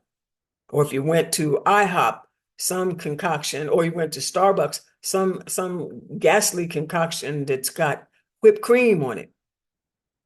It's all in the blender now. And you're going to blend all that up. Now you get home and X amount of hours later, it's Easter now. Big, big, big family time, next right up there with Christmas and Thanksgiving in terms of big meals. And you have turkey, or you have lamb, or if you're of the Christian faith, fish of some sort. But let's go with ham. That's not us, but let's go with ham or turkey. So you got that. You got gravy, you got fat, you got cornbread, either in the form of stuffing or actual cornbread muffins, mashed potatoes or sweet potatoes, green beans, gravy, cranberry sauce, and then let's not forget the dessert, sweet potato pie, or perhaps Kool-Aid, if I can get black about it, Kool-Aid. Or maybe soda, God help us, soda. Now take all of that, put it in the blender and blend it up. That's what your stomach does. Blend it up. And now leave it on the stove or the counter at a temperature of 98.7 degrees, which is body temperature. And leave it there for 3 to 4 hours, which is about the time it will take the average person to digest that food on top of the food that they ate for the big breakfast. Number one, people are going to feel very sleepy, very tired. Again, blood comes from the head to the stomach for the digestion. The turkey will likely have L-tryptophan, which is something makes you sleepy, but leave it there, right? For 3 to 4 hours. What do you think it smells like? A hot summer day left out on the counter? Now let's add to that something that slows down, or adds, in this case, to the blender mixture that's sitting out there. Let's let it sit there for 24 hours at 98.7 degrees. What do you think it's going to smell like? What do you think is going to be growing in there? Right? Well, this is what happens very often with people who take these weight loss injections. And the result of that is that they start getting nauseous, because food is designed, the human body is designed so that 3 to 4 hours after you eat, it leaves the stomach and goes to the small intestine, where the second process of digestion occurs. No, that's not good enough. They give you these injections to slow that process down further. And the result of it is the byproducts of decay begin to become processed in there. We were watching a video where some people who should not actually take it at all, some people took it as leftovers from a friend who had it, and it completely stopped their digestive process. The result was nausea, vomiting. These are side effects that they will tell you that you'll get. You get it from a physician, a responsible physician, medical practitioner will tell you that one of the side effects of these medications, these weight loss medications, is that you could get headache, you can get nausea, you can get vomiting, you get constipation. Now think about that. You got food that is sitting in your gut, right? If it makes it out of your small intestine, you got food that's sitting in your gut where untold numbers of bacteria begin working on it. And as they begin working on it, they produce waste in the form of gas, which builds up in the stomach. And if you're lucky, you'll pass that gas, which will likely turn people against you. That you'll be miserable. And if you can do it, you'll thank God for it. So what's my point here? Food combining does seem to make sense, but you won't hear that from your physician. You won't hear that online. You will not hear that from the average one of the establishments. So going back to these food combining rules, eat fruit alone, especially on an empty stomach. That's a great way to start your day. And they digest quickly. Now, second role is protein and starch. Food combining rules say do not combine high protein foods, which is meat, dairy, eggs, fish, high protein legumes, with high starch foods such as grains, pasta, potatoes in the same meal. Now that flies completely in the face of Italian cuisine, for example. That's spaghetti and meat, right? Shrimp scampi, all kinds of pasta dishes. Meat in some kind of sauce spread over pasta. But these were all things that people do to survive, not necessarily what's best for you. And these are people who are living lifestyles that allow them to deal with all of this. Not those of us who are sitting on backside watching YouTube.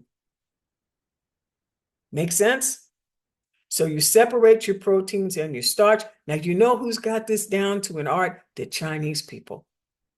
When you go and you get Chinese food, you're getting vegetables, high fiber, non-starchy vegetables, carrots, snow peas, bell peppers, onions, zucchini, and they're in some kind of sauce, and it's over rice.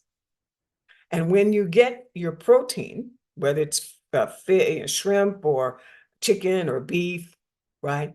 It's just enough to flavor the meat. Chinese restaurants, they don't give you a whole lot of shrimp or a whole lot of chicken with your chicken and broccoli. It's mostly broccoli. We had Thai food last night, and beautiful, excellent, recommended, very tasty. I think I counted maybe 5 small pieces of chicken in the stir fry that we ordered. I wasn't mad at them. I think that's perfectly fine. And I ate it, and 2.5 hours later, I was hungry. That's why most people complain. You eat Chinese food, and 2 hours later, you'll be hungry again. Why? Because it's easily digested, more easily digested that way. Okay, now we go to neutral foods. And that's what I was just speaking about. Non-starchy vegetables. That's your leafy greens, broccoli, cauliflower, zucchini. They're neutral, and you can pair them with either protein or starch. So let's look at the way that we usually prepare a meal. We are accustomed by culture to preparing certain things together because they feed a lot of people, right? So Sunday meals in my culture, African American Southern culture, the idea was to feed a lot of people and stretch what resources you had. So you would have chicken, but it's chicken, smothered chicken, which means chicken cooked in some kind of gravy. And what my folks would do is pull the meat off the bone, add it back to the gravy. We used to call it thickening gravy. The French people call it a roux, R-O-U-X, right? Seasoned gravy, and add the chicken back. It had fat in it, cook the chicken in fat. And then you'd add to it onions and bell peppers and celery, right? And garlic. And you'd serve that with mashed potatoes or sweet potatoes, depending on how you did that. And then we would have greens of some sort, whether it's green beans, sometimes doubles of that. But the intent there was, how could you feed a lot of people, get them full, and not go broke in the process, when meat as a protein source was very expensive and you had to stretch it. And the idea then was people got full, people could eat as much as they wanted, and then they had full belly, and then you'd wash that down with some lemonade, which interestingly is very good for digestion, lemon water. And then people go somewhere and sit down and go to sleep. However, that is not what is best for us. And many of the people who I know in my family that ate that way, but did not live the lifestyle that allowed them to burn all those calories off, frequently died of stroke, heart attack, cardiovascular disease. And that's not what we want here. We do not have to eat like that anymore. Say what you want about America. There are people that have a very bad opinion of America and speak badly of America. I'm very grateful to say, very happy to say, that here where we live, we have options. I can grow my own vegetables if I want to. Matter of fact, anybody can grow their own vegetables if they want to. And I urge everybody to do that. Even if you live in the projects, you can grow your own vegetables. If you don't even have a patio, you get what's called grow lights. You can grow sprouts, you can grow microgreens, you can even turn it into a business and feed other people with that. You can take a closet, you can put your grow lights in it. People did it with weed. People were growing marijuana out of closets in the projects. So where there's a will, there's a way. So here's what you do. Scroll up a little bit, Instructor. You want to pair your proteins and non-starchy vegetables. You want to pair your starches and your vegetables. You can eat those no matter what they are, right? So you can have sweet potatoes and spinach. And this works if you're vegan. This works if you're keto. This works if you're paleo. Doesn't matter what your dietary regime is. This particular food pairing, it works. Fats and greens. This is why, what did we used to put in collard greens, my brown people? Lard. But there was a benefit in that. A, because it increased satiety. That means people got full and it assuaged the hunger. But it also facilitated the fat-soluble vitamins, vitamin E, vitamin A.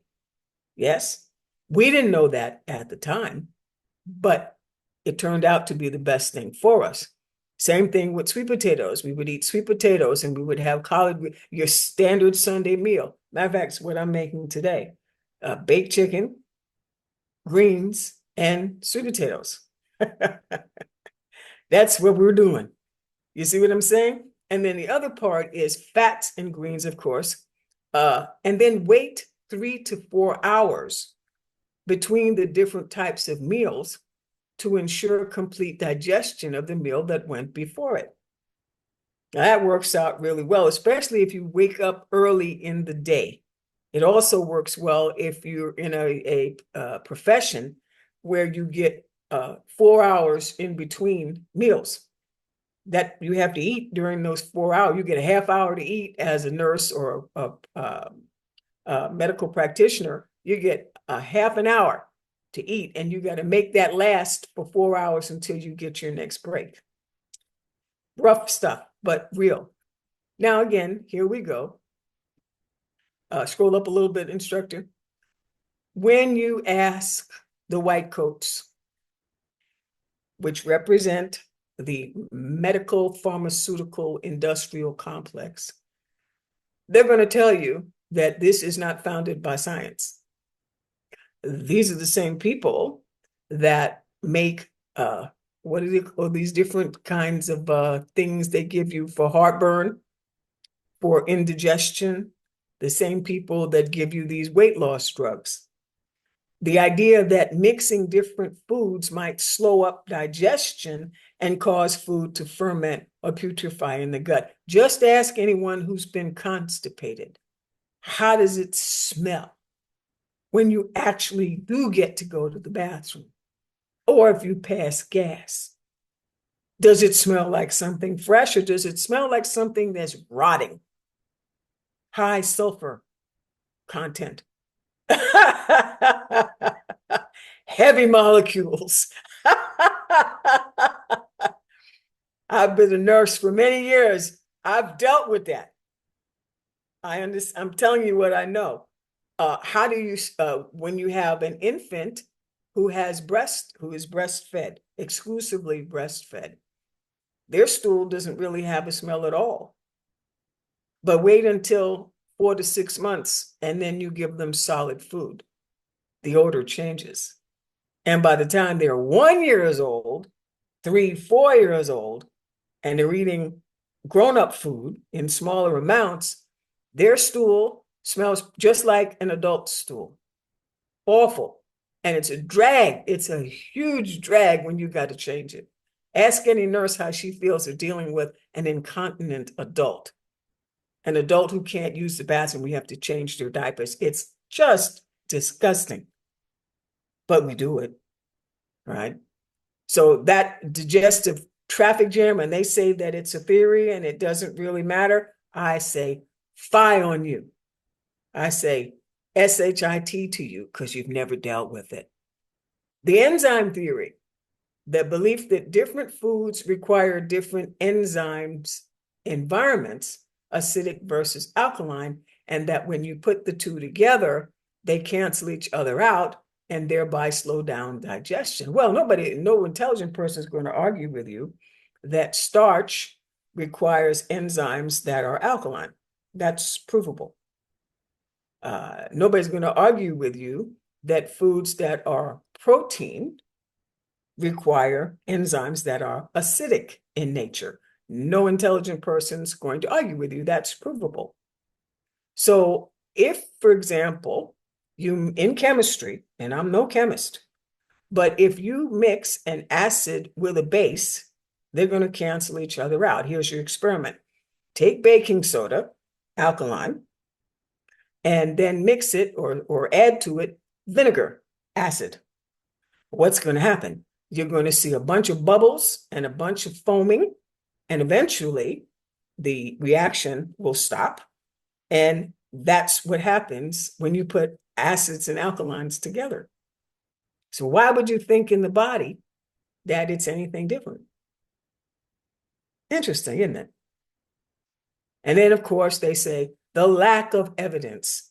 While many find that separating food groups helps reduce bloating, so they just proved my point, right? What is bloating? Gas. Where does gas come from? Fermentation, putrefaction. There is no strong scientific evidence to support these combinations can cause significant digestive issues or weight loss. Oh, so what is all the remedies for heartburn for? What's Pepto-Bismol for? What are proton pump inhibitors for? Pepsid, I'm trying to think, omeprazole, all of those, what are they for? if food does not cause bloating or digestive issues. These people think we're stupid. And a lot of us really are. I'm sorry to say, but you know it as well as I do. And why shouldn't it cause weight loss? Well, think about it. If you eat the right foods, most of which starchy, non-starchy vegetables and good proteins, and you eat them the right way at the right time, you're going to feel full. If you feel full, you won't eat as much. If you eliminate the pounds and pounds of waste that clogs your intestine, 20-something feet of intestine from your mouth entry point to your anus exit point, 20-something feet of. If you empty that out, of course you're going to lose weight. That's Ray Charles could tell you that. So what is my point? Anytime these people who stand to make money from your sickness tell you that you shouldn't do something, I've gotten to the point where I almost automatically do the opposite, but I do my research. So for any of us who want to understand how we can combat bloating, how we can combat constipation without taking Miralax and these other horrible kill your gut bacteria type things, if you want to get around that, consider this. Consider food combining. And then remember what I said last presentation. Get your testing for food allergies, so that your body does not see your food as an invader. It sees your food as friendly.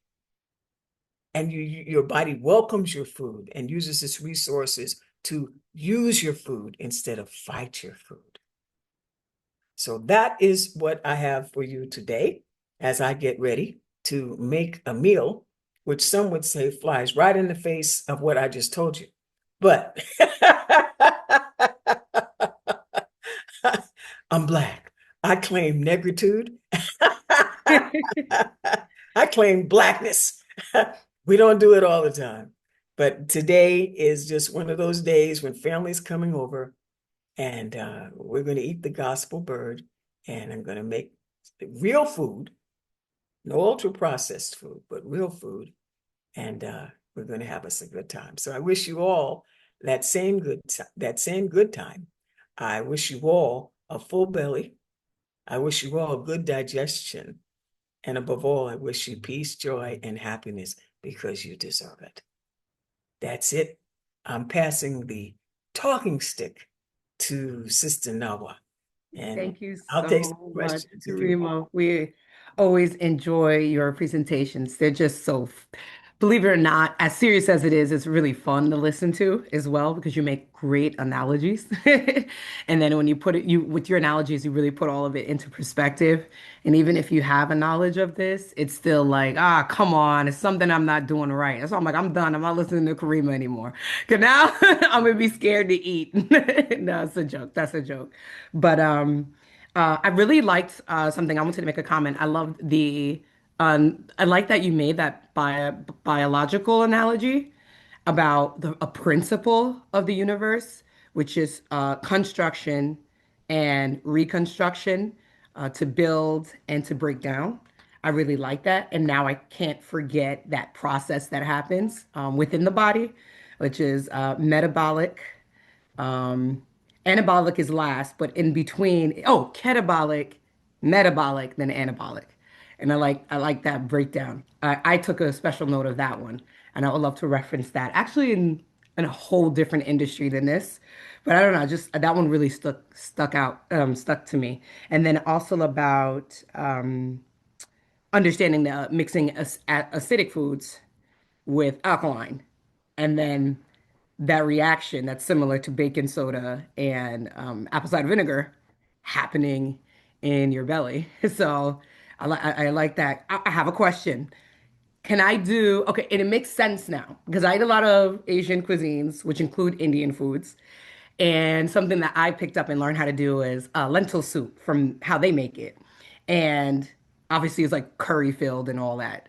And I always realized when I looked up lentil recipes, the different types, because there's different types of lentil, I'm like, I never really see them make a lentil soup with meat. It's always just the veggies, and they might top it, they might put it with pita bread or naan bread actually, or rice.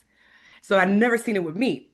So could I do lentil soup, side of like a pita bread or rice with it, but can I do it with chicken? Like not in the soup, but can we have chicken on the side? Or is that the overkill you were talking about? You can do whatever you want, and whether or not it works for you, you will be able to tell by how you feel when you eat it, and whether or not you're able to eliminate it. Understood. But Uh, based off of that breakdown you gave us, it was like proteins and veggies are all good, veggies and starch are okay, and then I kind of missing out on the last well, the simplified version of that is non-starchy vegetables you can mix with anything. So non-starchy vegetables. Okay. think the way in soul food, we would have collard greens, and we would have, God help us, pig feet or ham, smoked ham hocks. God help us. But how did we survive that? Because that's a protein and a fat with a non-starchy vegetable. Right. And then if we Yeah. did eat cornbread with that, it's not the cornbread that we get now. It was coarse, real corn, not genetically modified corn, which helped get it out of you really fast. As anybody who's ever had real cornbread, it you chew it, it's like gravel. Yeah. It's Yeah. it scours your intestines. And so between that and the collard greens or the Yeah. mustard greens or the turnip greens or whatever the kind of green was, which are high fiber, non-starchy vegetables, you got rid of it and easily. But all of which I've said has to be individualized. So now Okay. let me just introduce another quick facet of eating and nutrition that is worth speaking on. As a matter of fact, maybe I'll do that next presentation. We are very closely related digestively to our ancient ancestors. Our genes, our gut biome, that whole piece, we are very closely related to our genetic ancestors. And so in the blood typing, so you can reduce all of humanity to one of 4 blood types. So you could legitimately say that somebody who has the same blood type as you, whether they look like you or they're from the same place as you can legitimately say they are my blood brother, even if they're Europeans, because you have the same type of blood, right?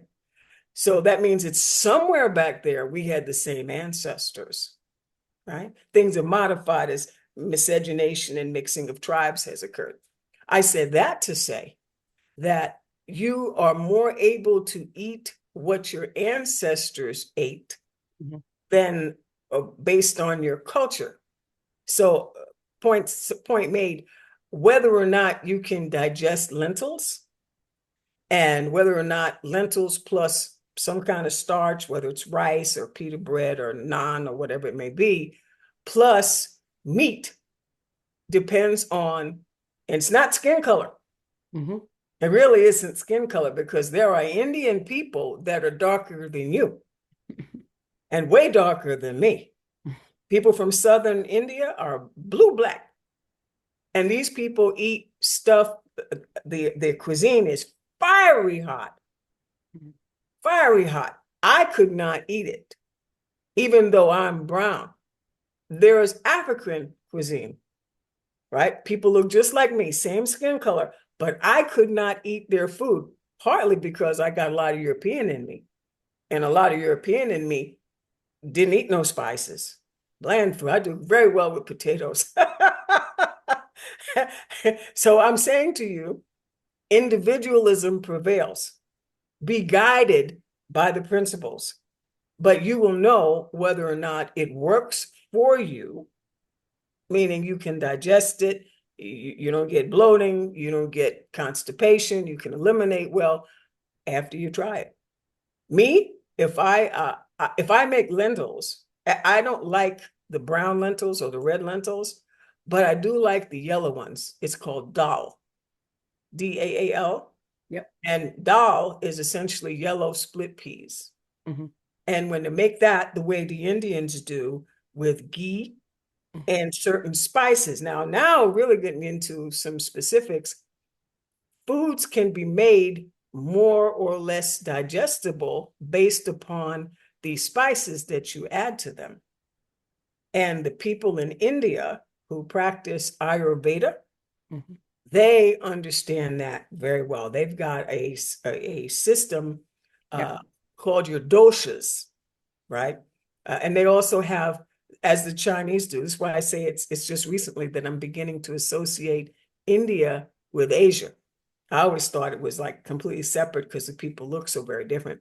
But the idea of you have warming spices, heating spices, you have people who are the yin and yang principle. The Indian people have a similar system. I don't know the words for it, but they have a similar system. So that if you get a real, authentic Indian cookbook that has some kind of a preface about the Ayurveda and use Indian spices the way traditional Indian cookery, you may find that you can eat it one way, but you can't eat it another way. Make it like soul food and it may be totally indigestible, but make it and include those other spices and it may really help you. So that's a very fascinating subject, very fascinating subject. And I'll just say this to highlight that point, and then I'll get off it. Right now, turmeric, Turmeric, turmeric is very, very much in vogue. Yep. It's been around forever in the Ayurveda, but you can't use turmeric unless you add to it a heating spice.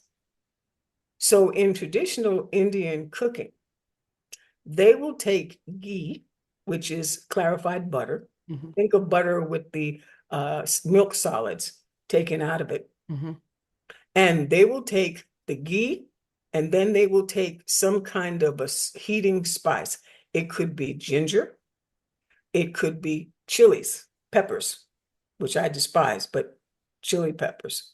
And they got some peppers over there that are like, if I eat them, you will literally see me change color. I start sweating, my nose starts running, I turn red. But these together, the ginger, the heating spice, the pepper, it could even be black pepper, plus the turmeric, liberate whatever it is in the turmeric that's anti-inflammatory. So the smart formulations of turmeric that are used for inflammation, anti-inflammation, should always have what they'll call bioperine, which is black pepper. That's the way that they take, America, Europeanize it. They make it black pepper. Otherwise, you're just wasting your money because you can't use it. And they use ghee in everything. And for yellow and red and purple colored foods, it liberates the vitamin A and the vitamin E. So that's why they say fats plus non-starchy vegetables, with rice even slows down digestion, improves digestion. So I don't want to get, I could get real deep into the weeds with it because it's fascinating. And one last point on that. I believe the whole world went to smash by design when they took the mother out of the home. Started way back in the 40s. Now, this is me, a quote unquote professional woman, right? When they took us out of the home, now it happened in World War II because we were needed for the war effort. But after that, after the war in the 50s, they started introducing TV dinners. The women came out of the home, they started fracturing the family so that it used to be grandma was home with the children, mom went out to work, and they still had that serious mothering in place. That's gone. And they've convinced the modern woman that it is somehow a step down. It is somehow denigrating to be at home and to be a mother or to be a good wife. I say that anybody who strives to be the president of the United States should have to stay home, raise the kids, help them with their homework, clean the house, cook the house, minister to those that are sick before you can even think about mediating the crisis in the Middle East. Thank you for that one. Okay, so Karima, Instructor Karima, we have a list of things that are a list of topics that you can focus on because I want to hear about all three of those topics. So that Ayurvedic topic. Then we're gonna go into, I like the specifics about what you spoke about, like if you utilizing turmeric, what would bring it out? Because I learned that by researching vitamins and supplements. So I realized you need to have black pepper, that bioprene, as you said, in order for the active agent in it to do its job. Habib, I see you shaking your head. You could do a session for us too. We're waiting for you. And then lastly, about taking the mothers out the home, kicking the fathers out of the household, and Black community in particular, That's and right. how that affected our health and our diet. One thing I want to say is that I think we all have it within us. Like a lot of what Karima is blessing us with this knowledge that she's blessing us with, it's already baked in. We have to remember that. And that's what Instructor William is consistently teaching us, to reconnect with the fitra through studying the seed letters. Because it's funny, a lot of what she's talking about, not to belabor it, it's like I didn't know some of the specifics she's speaking to, but when I'm cooking, it's like, for example, with the turmeric, I knew if turmeric by itself, it's like intrinsic by itself as a seasoning. It's not for flavor, it's medicinal. So I almost always mixed it with something spicy. And then maybe it could be because I'm in the kitchen. I'm very in the kitchen, crafty person. I made my own prom dress. Okay. That's just so you have an idea of what type of person I am. So I'm very like, that person. But I just knew turmeric without adding something else similar to the black pepper or the red chili peppers. I can handle all of those things. West African culture. Maybe that's why some of those dishes, I handle them pretty well. But I just knew it just wouldn't do anything by itself. So I didn't know, no, but it was, clocked in by understanding the fitra given to us by the source creator.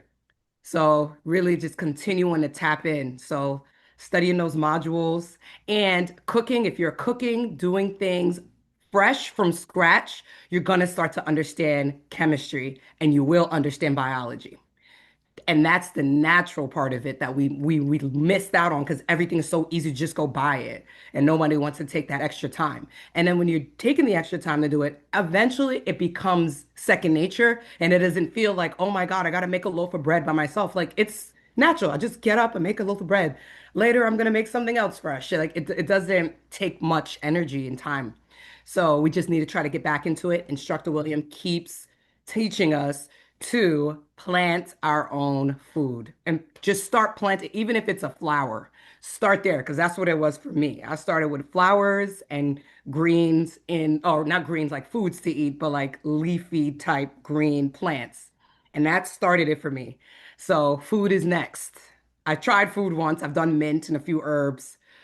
Anyway, long story short, I need to get back into it. So, And you will.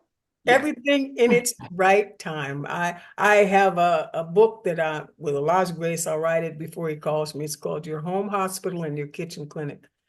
And this is the essence of managing your health yourself.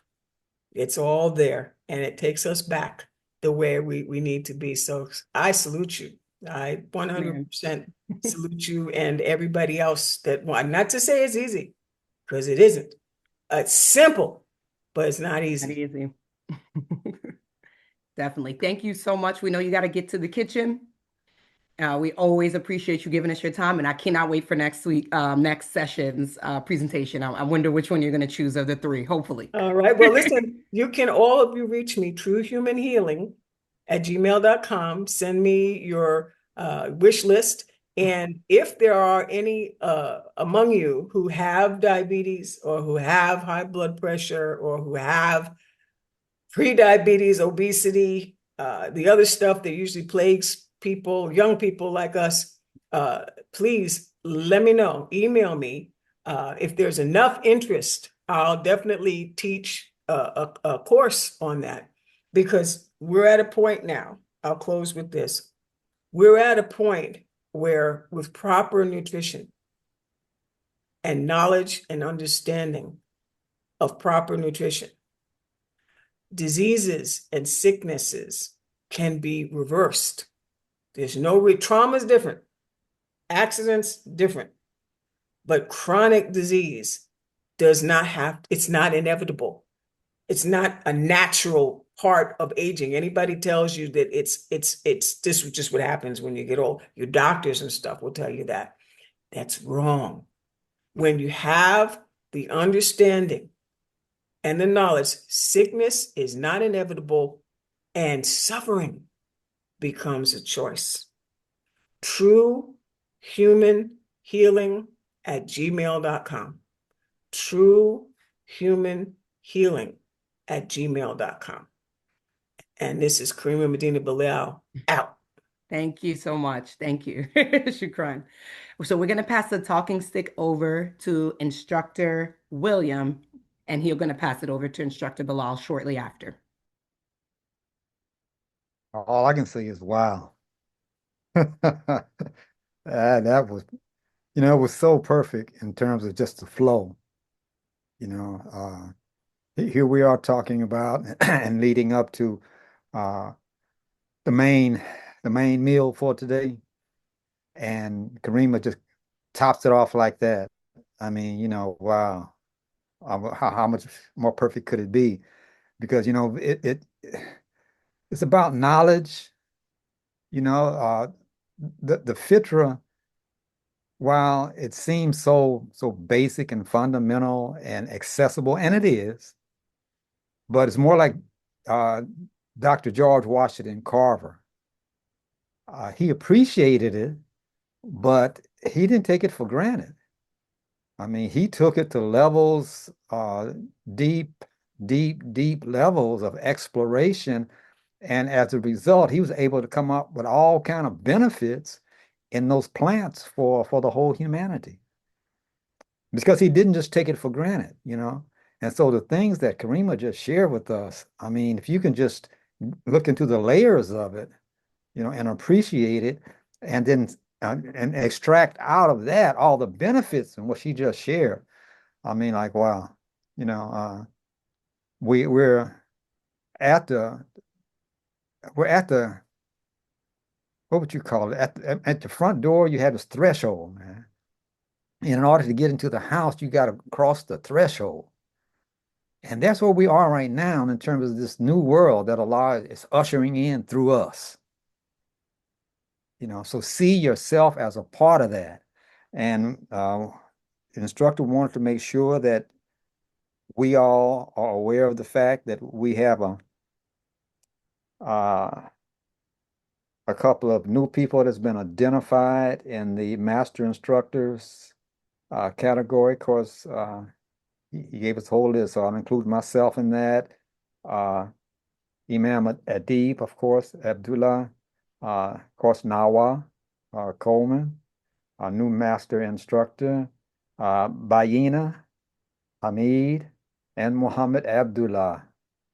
So we are stepping up and stepping into our ability to respond.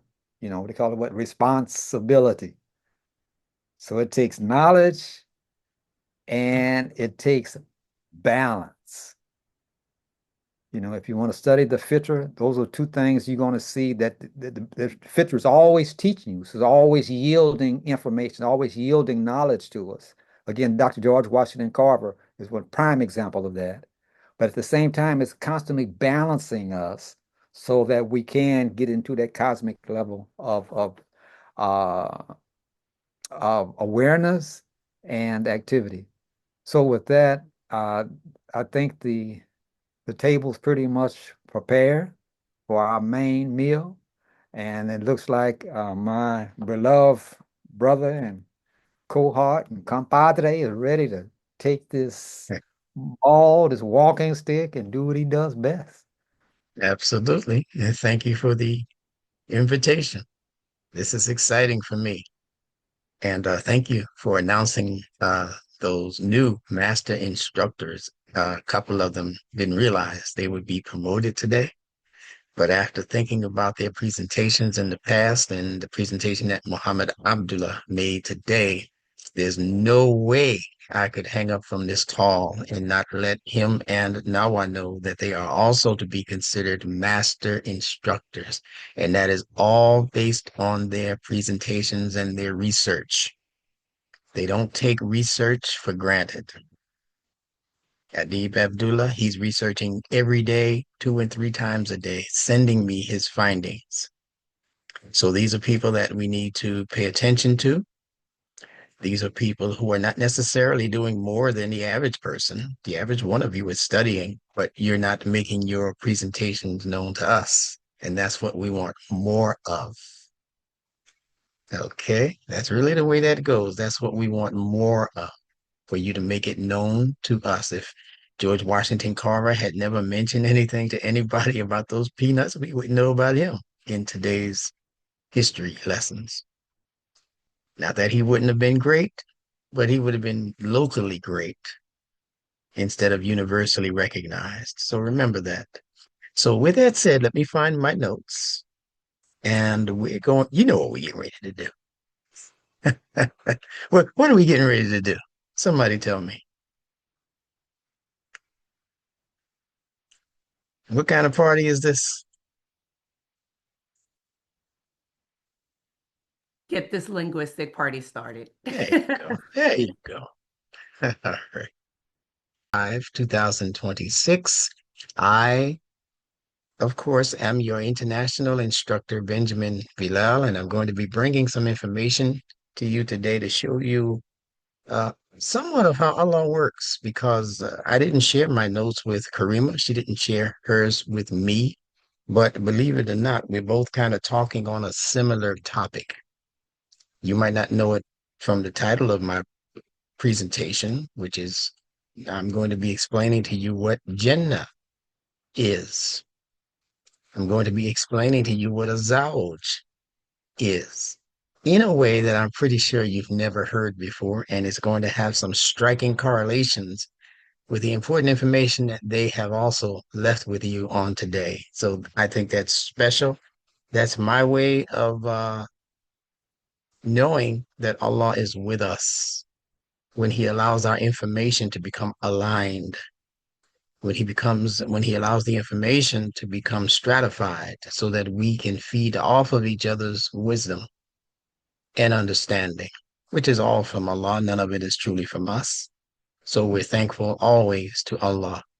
And I wanted to say also, I don't know if he's still with us, but to our master instructor, Muhammad Abdullah, you did an excellent, out of the ballpark presentation in its sophistication, in its presentation, in its elegance, in its understanding.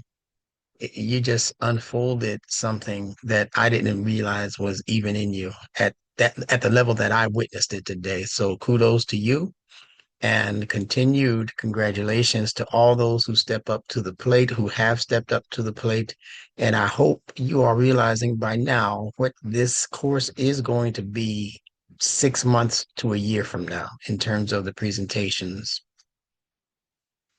And I'll be able to get a little rest.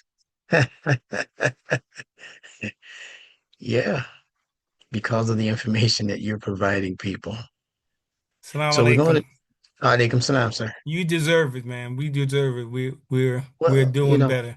we say Alhamdulillah. Alhamdulillah. Alhamdulillah. I expected you to do well, but I didn't expect you to be able to take us to the well.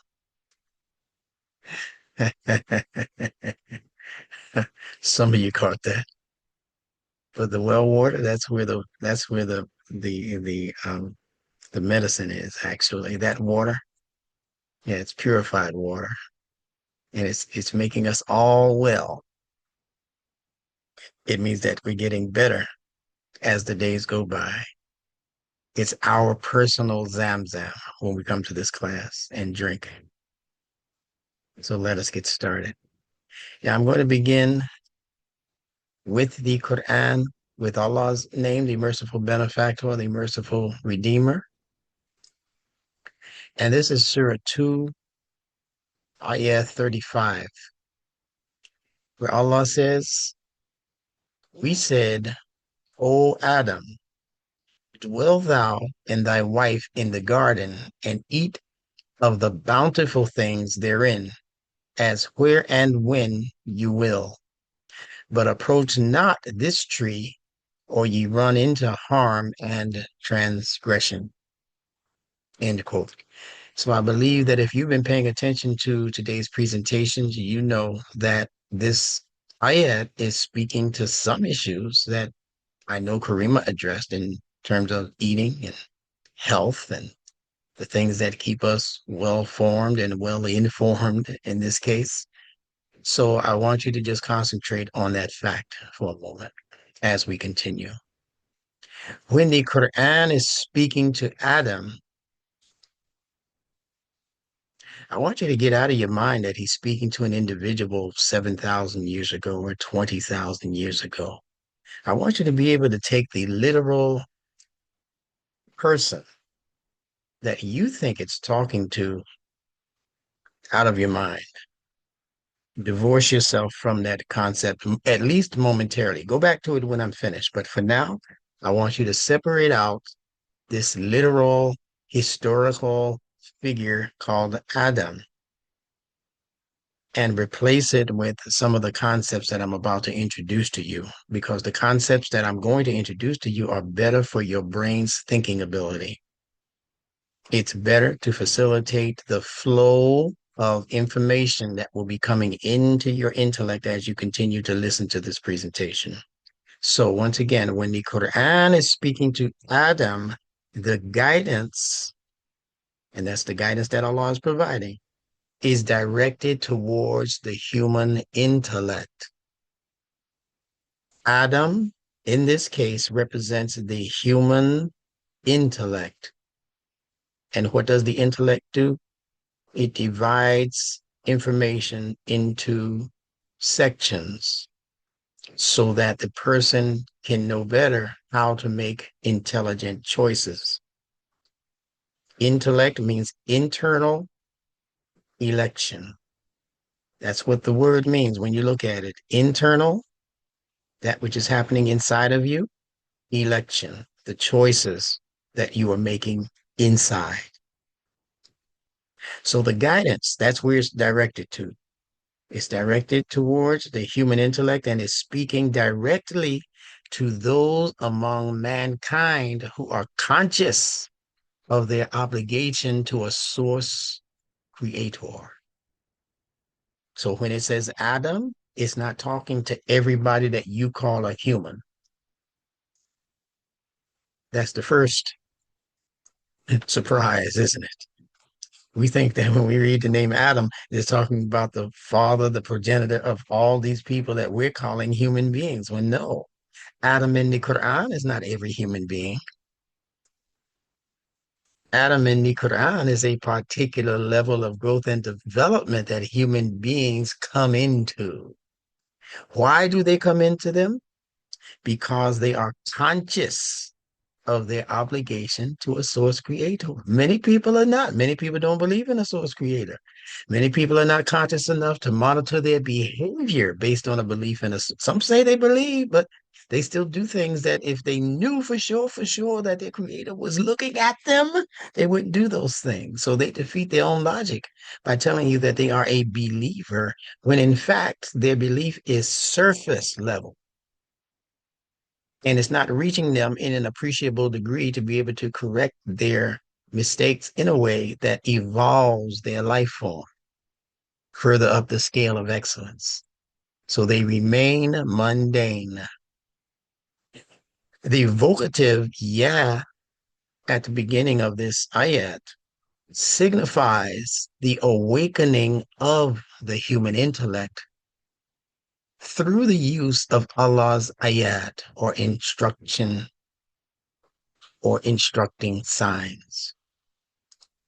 So wherever you see yeah at the beginning of a surah, that's Allah sending you a message that he is directing specifically towards the awakening of your intellect to something that is critical, something that is crucial. This is not happenstance information. After yeah, pay attention to what Allah says because it's crucial to your very survival.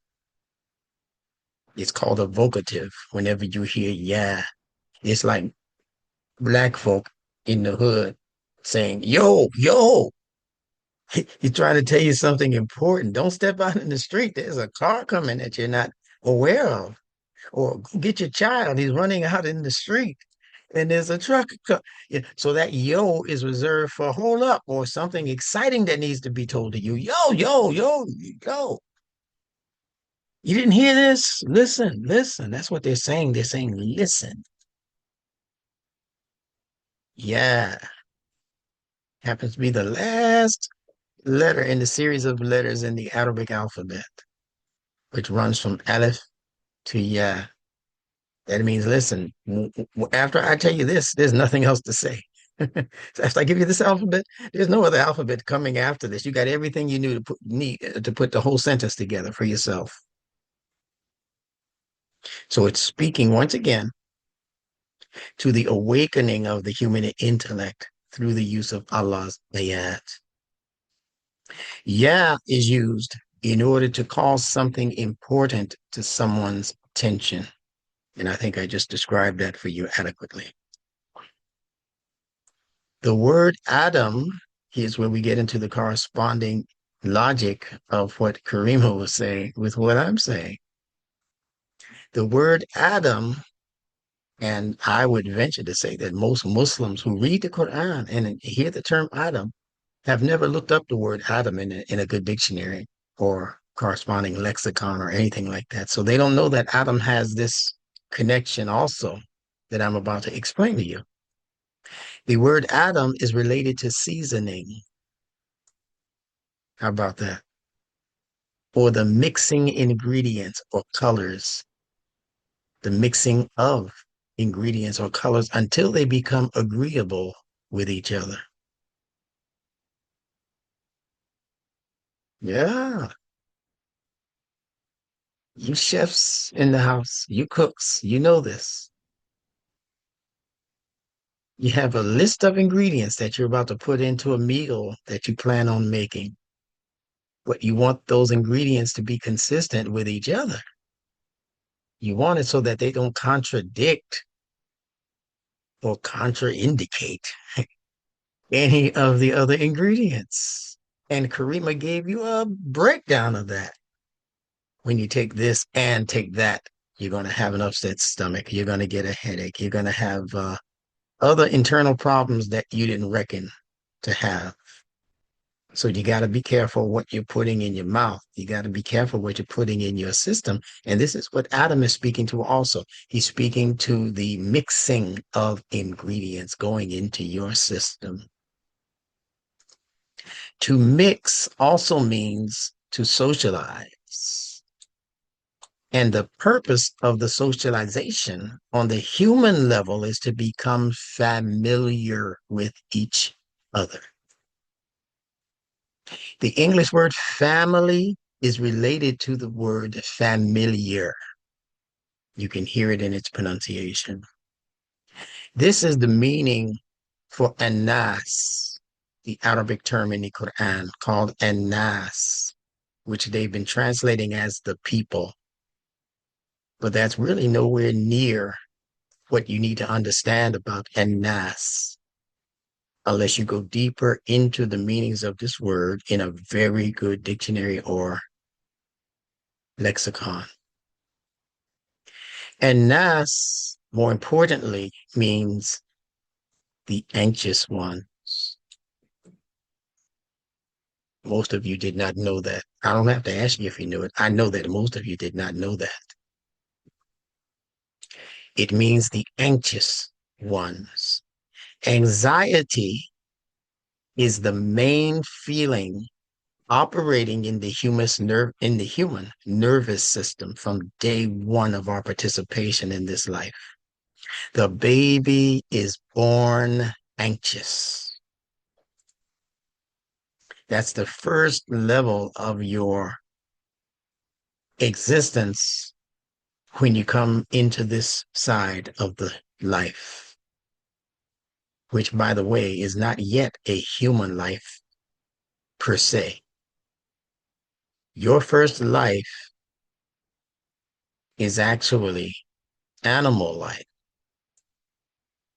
You are technically an animal when you become animated.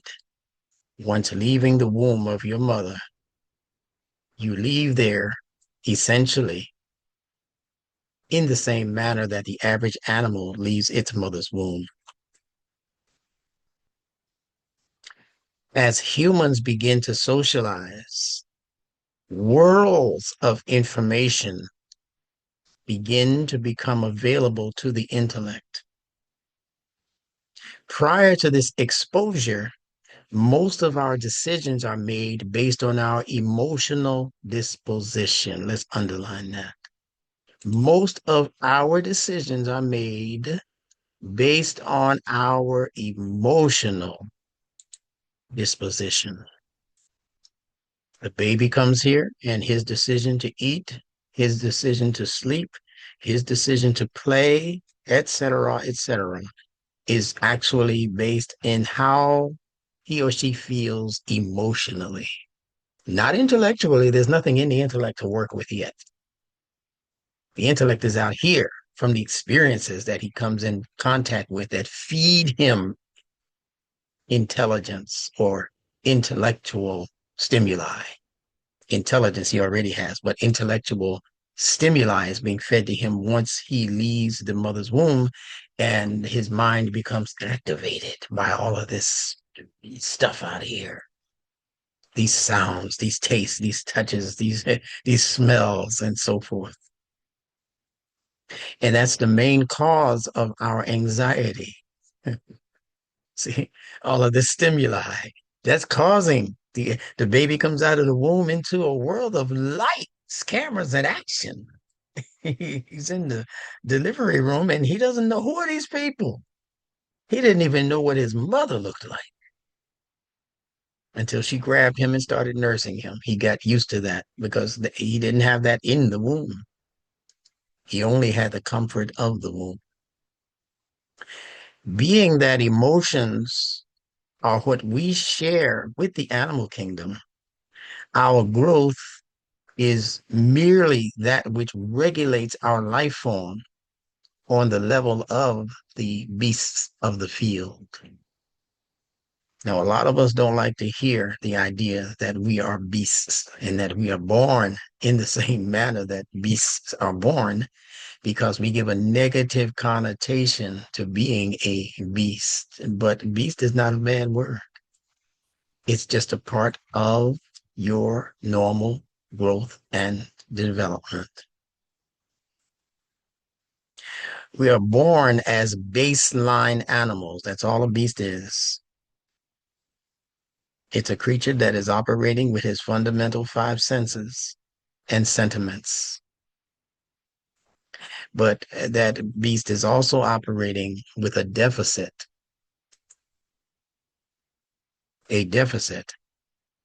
for someone who was intended to be a human. It's not a deficit for the beast. It's not a deficit for the insect or the birds. It's only a deficit for the creature that Allah created to go above and beyond five senses and sentiment and grow into intellectual curiosities and accomplishments due to those curiosities. Animals have instincts to save them. Humans do not. We only have instincts to a level of just being able to cry out for mama and just stay away from something because it doesn't feel right. But we don't have the kind of acuity in our instinctive life, in our instinctive drives that the animals have. The animals know instinctively when winter is coming and the birds fly south for the summer. The bear goes to hibernate and all of these different things that the animals commonly do that we've heard about and we know about that human beings don't know to do.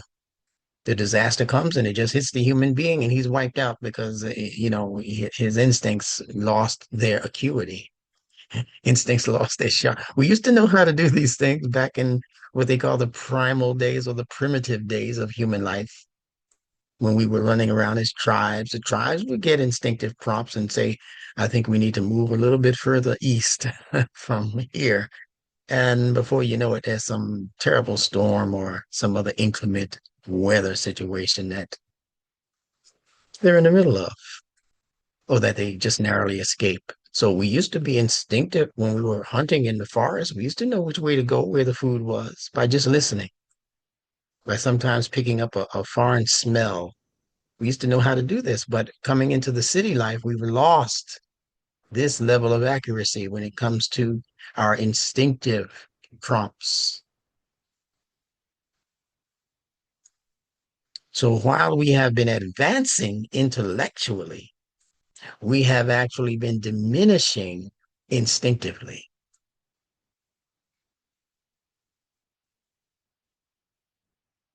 So again, we are born as baseline animals, but with a deficit. Animals have instincts to save them. Humans do not. Thinking is what saves us. Animals are not thinking as we think about thinking. Animals are not making cogent decisions based on information, based on calculations and comparisons of things. They're not doing all of that. They're making split-second decisions sometimes, but it's on the level of instinct. And humans are to be above that level of life when it comes to how we operate. Thinking is what saves us. Oh, you who have faith, so says the Quran, save yourselves and your families from the fire whose fuel is men and stones. Assalamu alaikum. Alaikum salam. Is 49:13 pertinent or Don't know until you tell me what it I says. made you nations and tribes, and Adam and Eve made you nations not to despise each other, but to learn from each other. You're talking about the intellect. Yeah, that's right. That's absolutely correct. Okay. Yeah.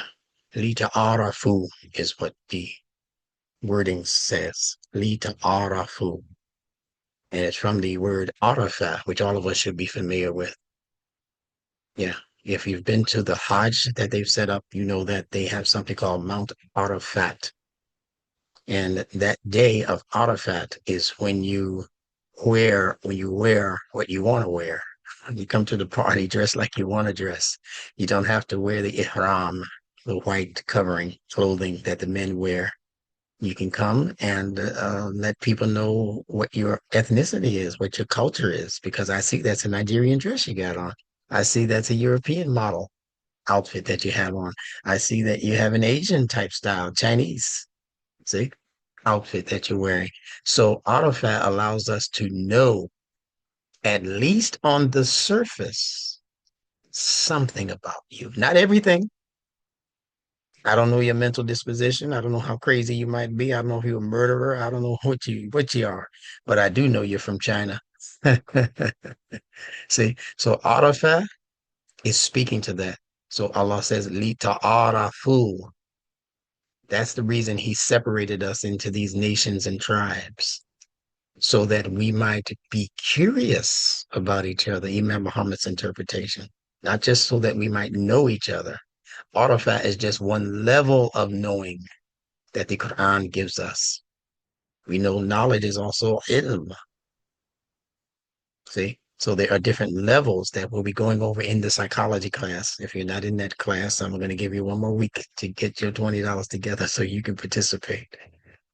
Because that's going to be a really beneficial set of lessons. And they won't last forever, but they're on right now. So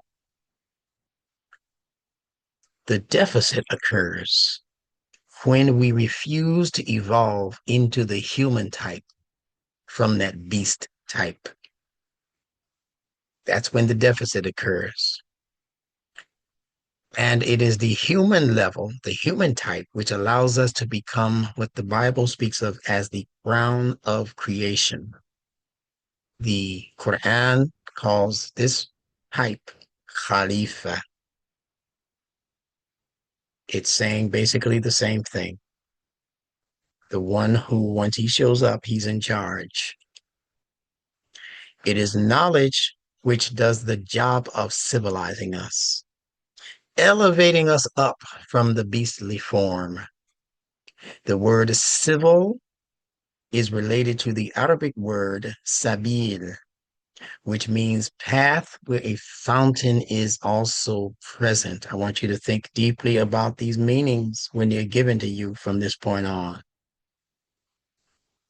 We talk about we're walking the sabil of Allah, the sabil of Allah, and we think that just means that we're practicing the deen. But no, sabil, look it up. It represents a path, yes, but so does the sirat. That's a path. So what's the difference between sirat and sabil? These are the questions that we have to begin asking ourselves as learners, seeking to become expert instructors.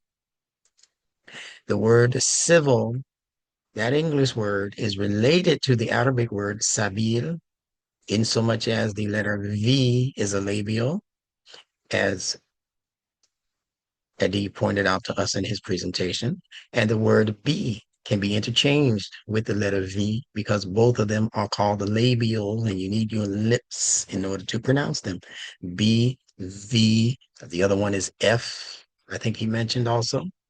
And you might have another one or two in there in that grouping that can be interchanged. So the word civil is related to that Arabic word sabil, which means path, but it's a path where a fountain is also present. And if you look at this beautiful picture that I found online, you'll get the best representation of what a sabil looks like. That doesn't look like Saudi. You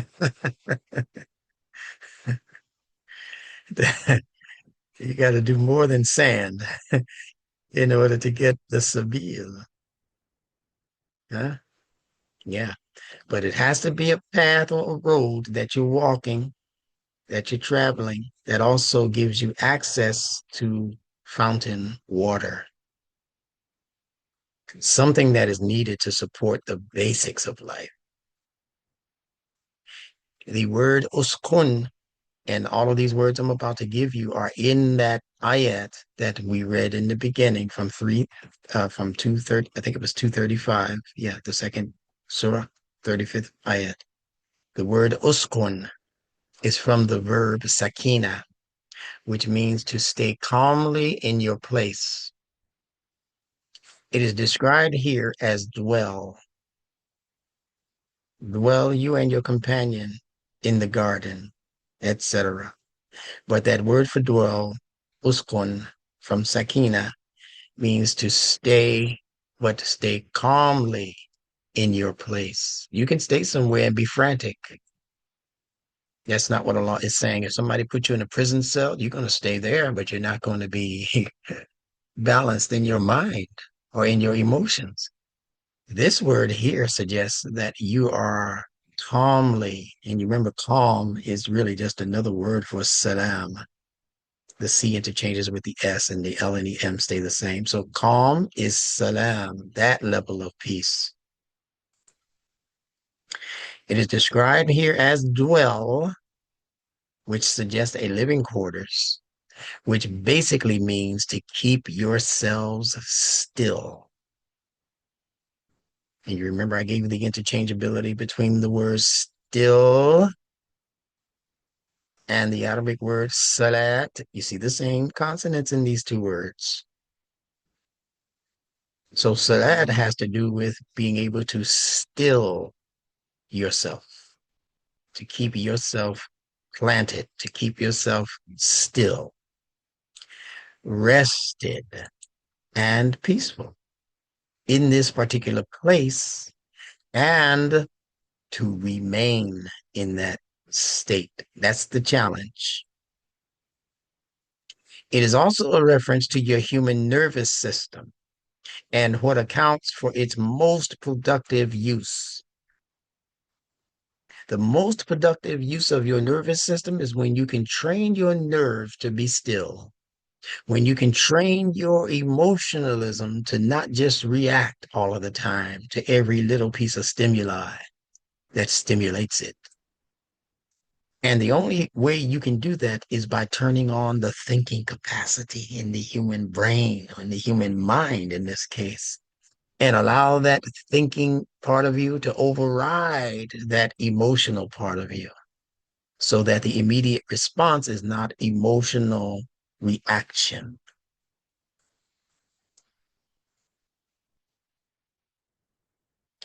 Being on edge and excited is not our normal state. That's the child's state. That's the baby's state. That's not our normal adult human state, to just be on edge about everything, to be nervous about everything. This ain't gonna go right. I don't have enough money. I don't like these friends that are calling themselves my friends. This is a life that is agitated, on edge, on the brink. He's on the brink of disaster, on the brink of losing his mind. That's not the state that Allah wants for his true human. That's not what accounts for its most productive use. It is an emergency measure to be excited, to be agitated. That's an emergency state that is designed to get us out of the danger, to pay more attention to the danger. Wait a minute, this is a cliff we're heading towards. And it's that way so that we can return to peaceful coexistence with other life forms in our environments, so that we can return to the sakina.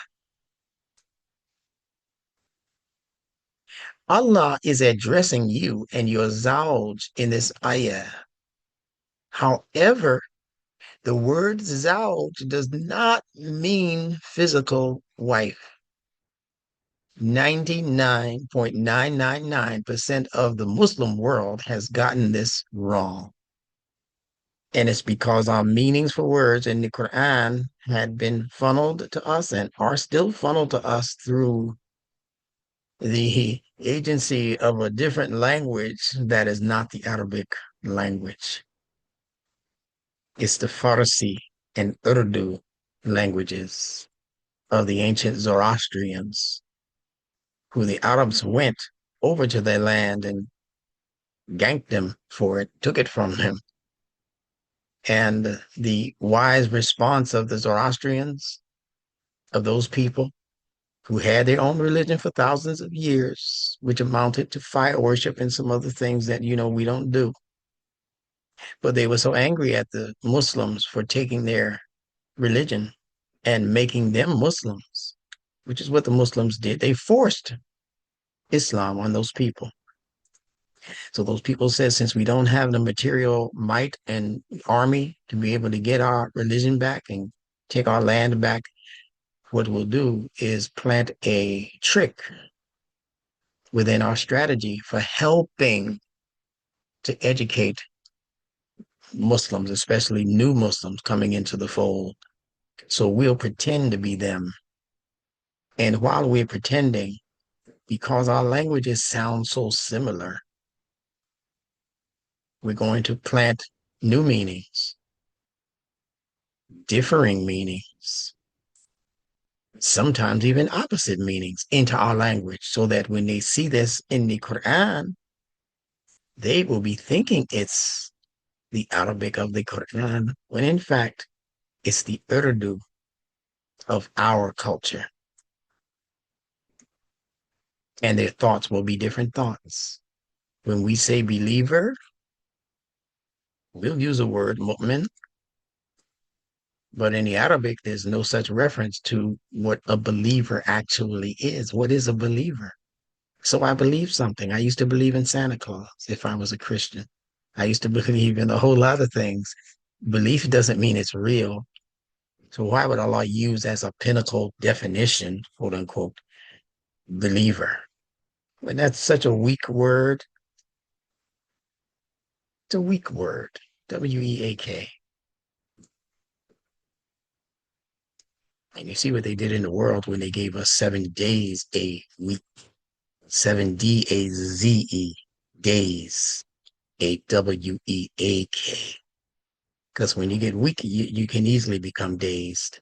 They planted these meanings in their language and it spread into other, particularly Western languages such as English, which is a totally concocted language that we're using.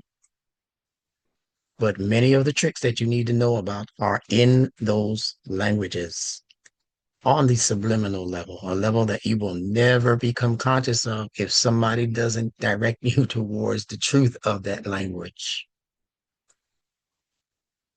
What is in the Quran as language comes directly from Allah's fitrah, meaning the patterned recognition that He placed into every single minute thing that He created, from the atom to the universe itself. You can read those things if you know how to read patterns.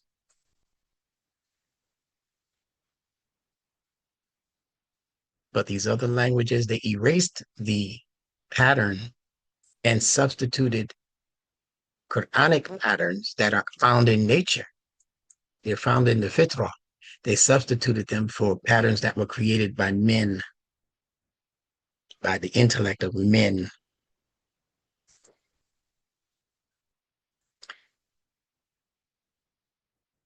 So again, this term zawj, it means corresponding mate.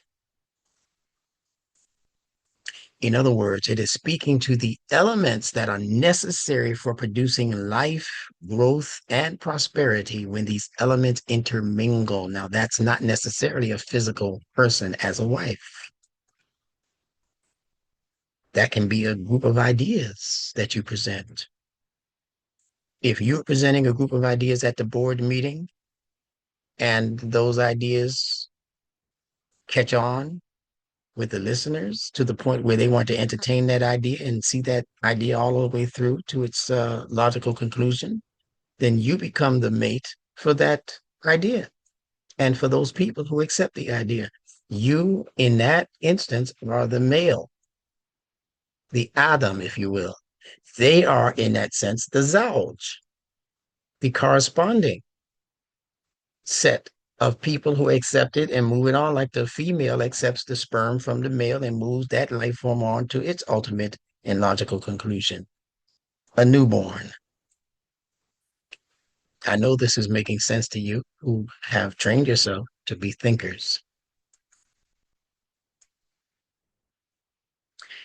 It is the garden itself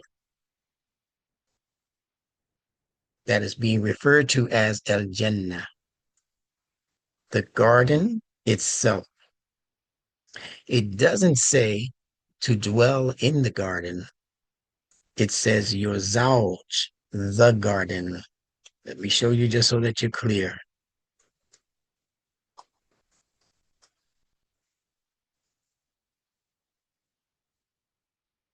We said, oh Adam, dwell you and your wife in the garden. Now look at the Arabic for those of you who can read. Fakulna, and we said, yeah, there's that vocative again. Yeah, which means there's something important that's about to be said. Pay attention. Yeah, Adamu. It's speaking to Adam.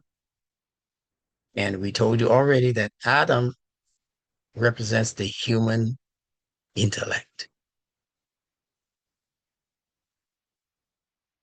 Uskun anta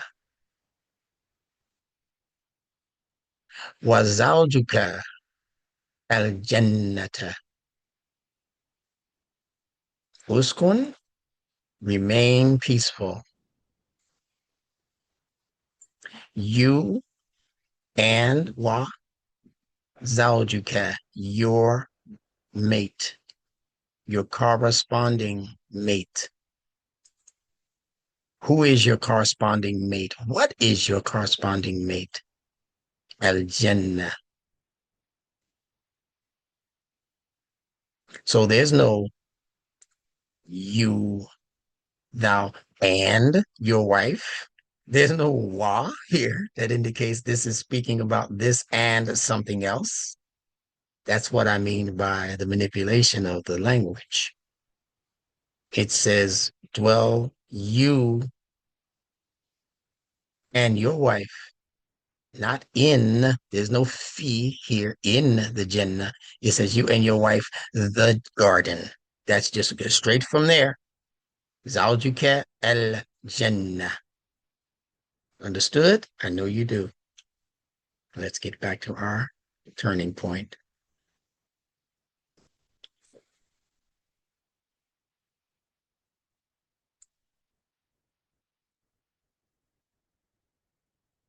So I've given you several important points for several of these Quranic fitra-based Arabic words. And by fitra, we simply mean that it can be found in nature if you're studious enough to search. Zawj does not mean your wife.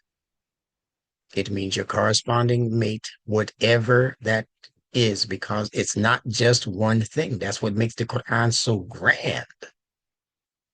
It can take one word, but make it apply to hundreds of examples of things that do that thing in the fitrah.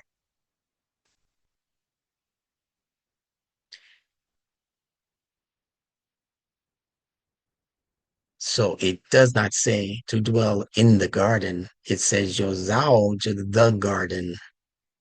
Keep that as a point. This is the same ayah. Jannah represents the garden of hidden knowledge, underneath which rivers of enlightenment flow. Let me repeat that. Jannah is not this paradise that you're thinking in your mind that you've been trained to acknowledge. It's talking about something that is accessible to you right here as you live.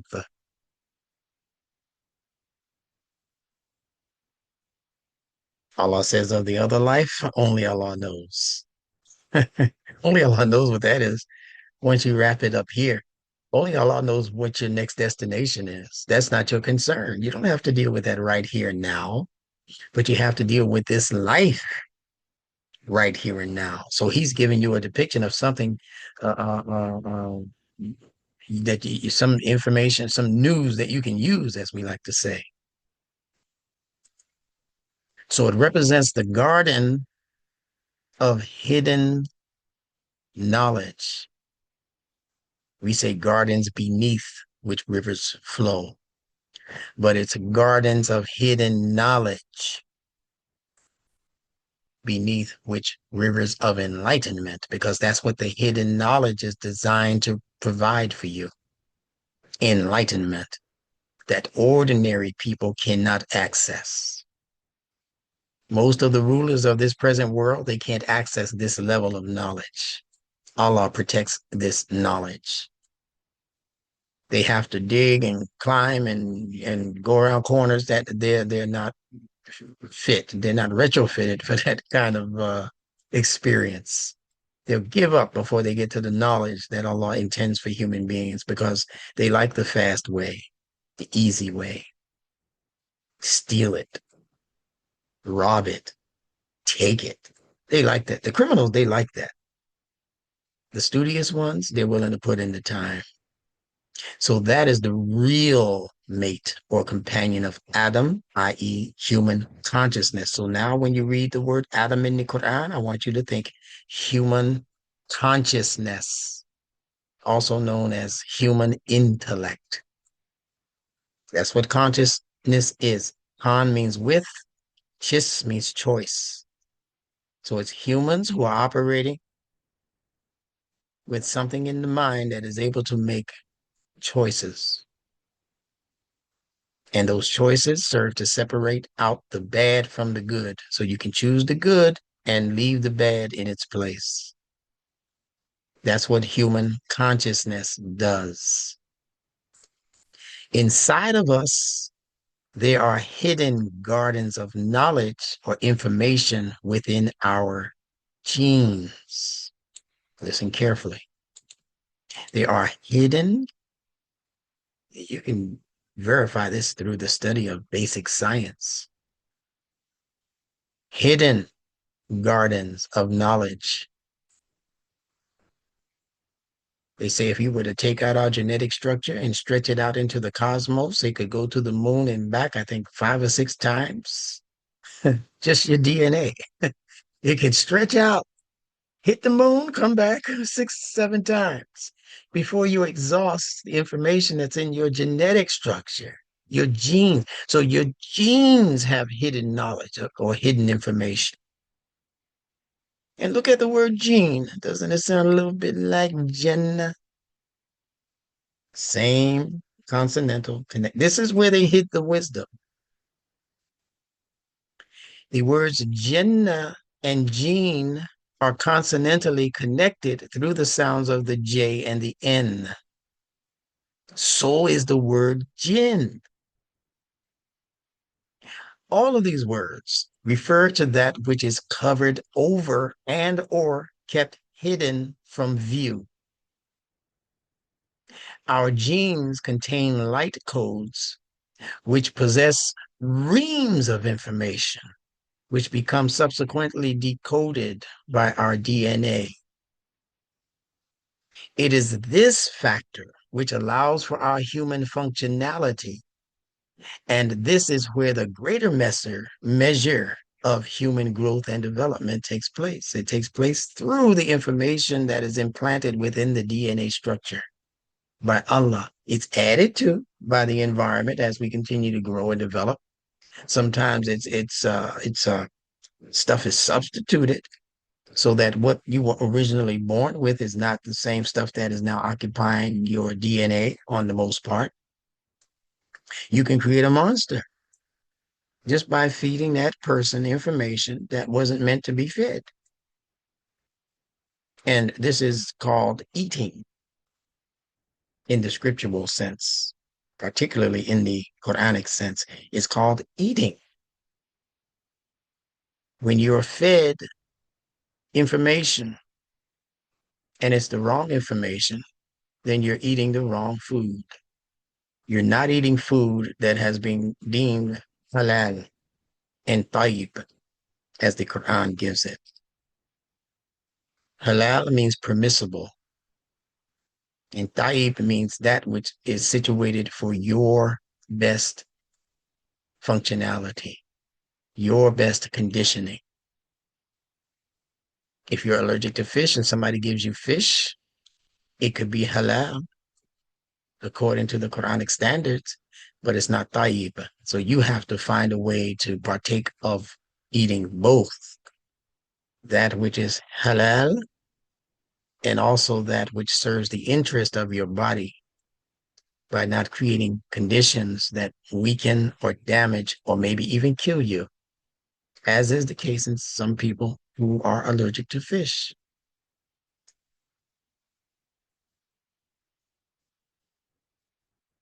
Both Adam, human consciousness or human intellect, and the garden, your zawj, your garden, I want you to now draw an arrow from garden to your subconscious mind. It's lurking beneath your conscious mind, your subconscious mind. Your conscious mind is the protector over your subconscious mind.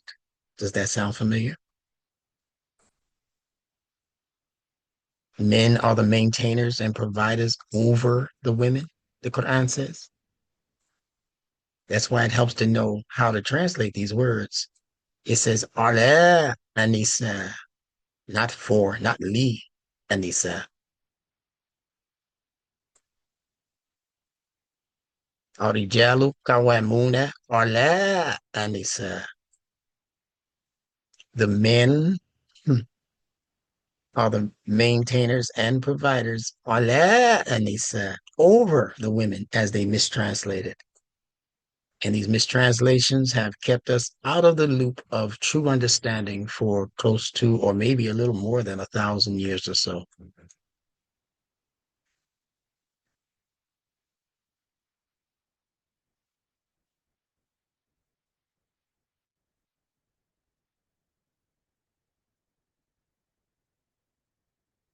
So again, both Adam, the intellect, and the garden, the subconscious mind, are lurking beneath consciousness. That's what the subconscious mind is doing. It's being protected by the consciousness, but they are kept hidden from view also.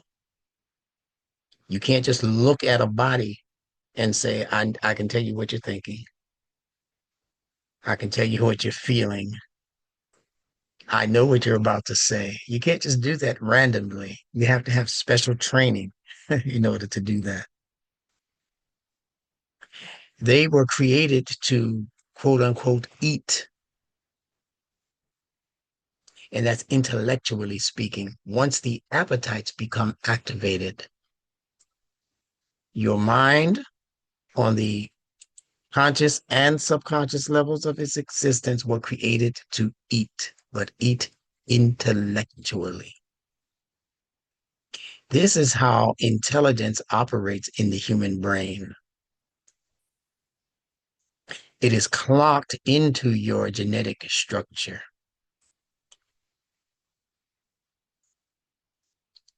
In Surah 4, Ayat 29, look at what it says, and we'll be concluding after this statement. O you who believe, eat not up your property among yourselves in vanities, but let there be amongst you traffic and trade by mutual goodwill, nor kill or destroy yourselves, for verily Allah has been to you most merciful. Now, just a couple of things to point out here to make my point. Eat not up your property among yourselves.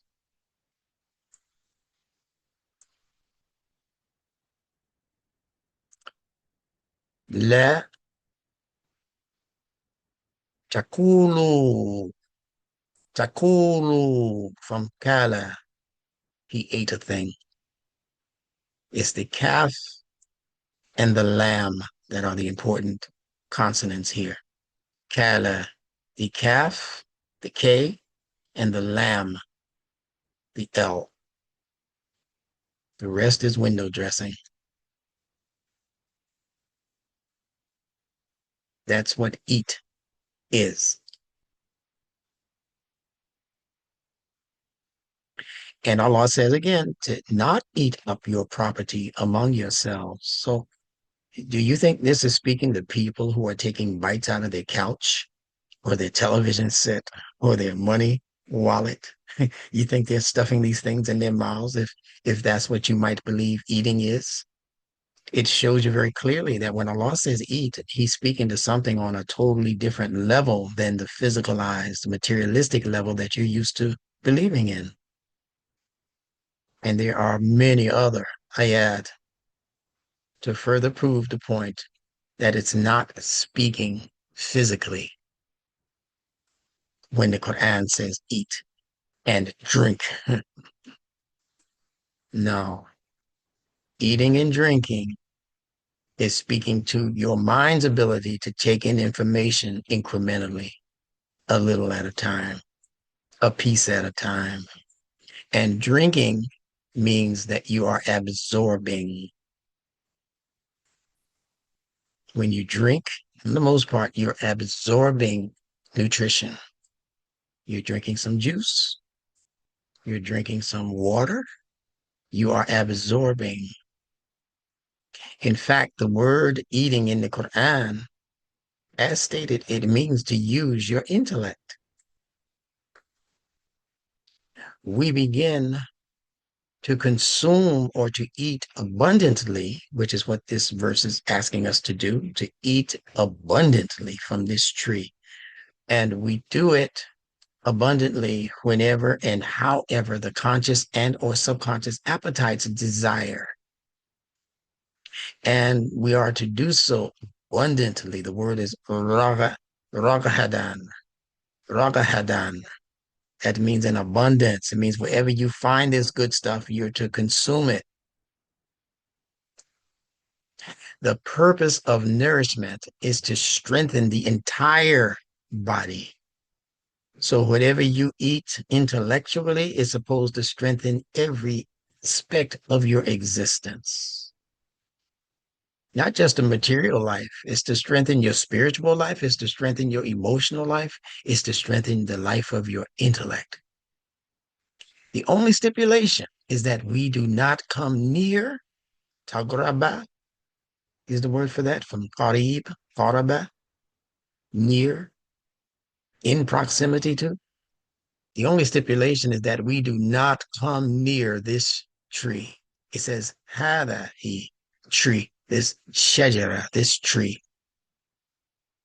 Out of all the trees out there, Allah says, don't come near this one. You know how bad children are. You tell them, don't touch this ball. There's 1,000 balls around the room.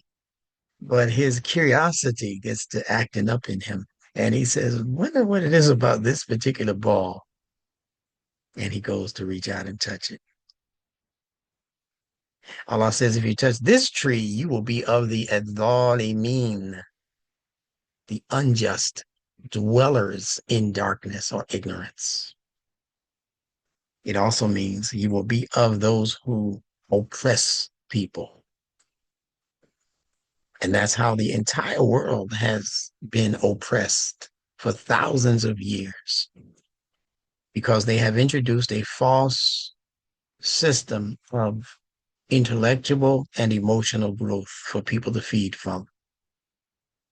The tree is also symbolic of your spine, which houses your central nervous system. So Allah does not want us to introduce false information into the human system, which registers it first and foremost in the spine. Everything that you see, taste, touch, feel, or hear with your 5 basic senses first registers in your nervous system, your central nervous system. I don't know how many people knew that. Everything. It first registers as a question mark on your nervous system, and your nervous system has the task of trying to figure out what this is and where to put it. This feels good. Let me put this where the things that feel good have been placed. This feels bad. Let me move this to a different section. This feels conniving. Then you start moving it to the conniving section, and then you start developing a whole new tree inside of you. The word for tree is shajara. Shajara. Shin, Jim, Ra. And it indicates differences, disputes, and argumentation. See, we're thinking it means the trees like one in your backyard. No, that's not what the Quran is talking about.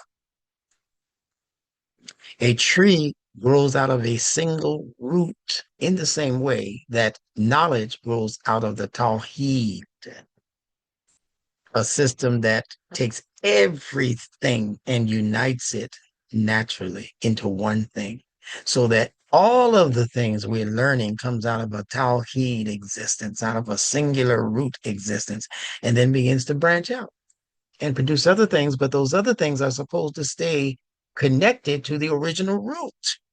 That's what went wrong with knowledge in the world.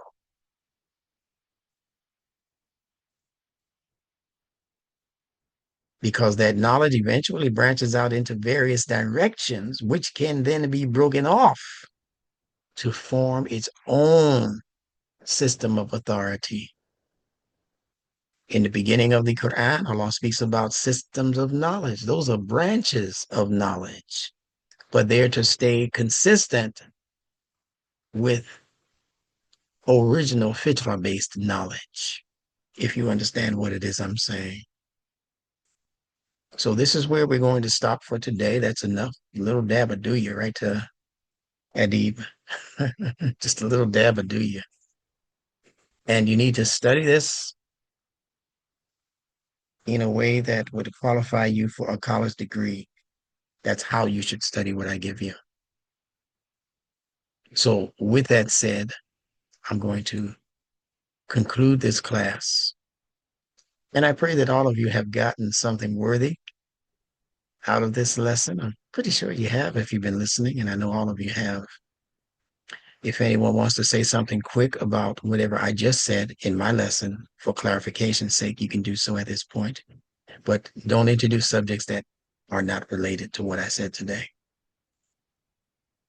Is the root word for anas ins, or is it nas? Yes. It's ins. Yeah, that's correct. And then nisa is connected to that word as well. Yes. And so is insan. And insan. Yes, ma'am. All right. Yes. So, pardon me? Assalamu alaikum. Alaikum salam. Oh, I was just wanted to say, you mentioned something about the tree, you know, and I wrote a book about called The Boy and His Twin, the Tree. Yeah. And yeah, praise be to Allah. It's very, very I accurate. think I got that one from you. Yeah. I think I did get that book from you. Yeah. One more thing, Habib. Is he with us? He's taking a rest break. It's okay. Adib or Habib? Adib is who you were calling? Yeah. He kind of nodded off a little bit right there, but it's okay. Okay. Long day. All right. Thank you. Praise be to Allah. All right. Okay. Is there anyone else? Yes. Arlene has her hand up. Go right ahead, please. Arlene, You you're have like your muted or something. I don't know why I don't see a mute on, but Yeah, you're not muted, but we couldn't hear you. Yeah. yeah, mute yourself and then unmute again and see what happens. Try to speak now. It's No, probably we're still not. connected to your headphones or something. It's as if it's connected to a Bluetooth and not the computers. Yeah. Yeah. So if you can put it in the chat, if it's a short something, yeah, then we'll get it from there. So don't worry. Okay. All right. So with that said, we're going to conclude. I'm going to give her a couple of minutes to put it in the chat. We'll see what that is, unless anyone else has anything quick that they need to ask or say. I just like to, Adam here, I just like to remind everybody to make sure you go onto the website and just put in your name and email, proper name and proper email, obviously the ones that we have on file, and that way we can start building our base. Yes. And then I can label you guys as such. There you go. So everyone should have that done by the next time we convene. Yes. Right? Agreed. Yeah. Agreed. It's really simple. So please do, we highly recommend that you do as Adam recommended. Simple, just go into the website, name, email, and you're signed up. Her question, it's in, or her yeah, I saw it. Yeah. Yeah, that's correct. If I were to elaborate more in detail, Arlene, I would have included that. I had intended to include that, but we didn't want to go too long. But yes, for sure. That the calf and the lamb are very, very important letters in many of the words that are given in the Quran. You'll notice also that calf is a guttural, and so is off, which sounds pretty much like calf. So calf, lamb has to do with eating, ingesting. But again, remember, we're talking about mentally. And off, lamb is what? If I said kul instead of kul, what am I saying? Anyone can answer. Cool is to say. Yes. Cool with a that's right. That's right. All right. So that's the mind expressing itself or saying something. Right. But it's the same as feeding information to somebody. When I say something, when I eat something, I'm feeding information to my body. about what to do with this food, where to send this food, this food is going to strengthen my system. So these are combinations of letters that are going to really reinvigorate us once we understand them to the point where we can just see them and apply them, see them and apply them. We're not there yet. We're far from there, but that's the goal. That's the objective. Yes, ingest is what I was suggesting. Bashir, thank you. We ingest food. Yep. Now, you know, when you eat, the thing about when Allah says, kul, K-U-L, akala, to eat, this word is actually connected to the process of eating where the teeth are not involved. There's no chewing involved. An important factor, the teeth are not involved in this level of eating. So what does that mean? It means you're doing what every infant does who's not yet eating table food. He's just swallowing milk and water, juice. It goes straight to the system, straight to the part of the body where it's being used as nutrient. It's not thinking about it. It's not contemplating. It's not making a decision. Where is this best? That's not what food does when you ingest it. It goes straight to where it is needed. Yeah, Habiba, no need for teeth. Yeah. It's made for everybody. Okay. So we're developing in these Quranic sciences, whether you realize it or not. And we are right now, with what I just gave you, you're able to have a conversation with a top scholar of the Quran and bedazzle them if necessary. Yeah. It doesn't mean you're going to be smarter than them. It means that you're going to be bringing something to the linguistic table.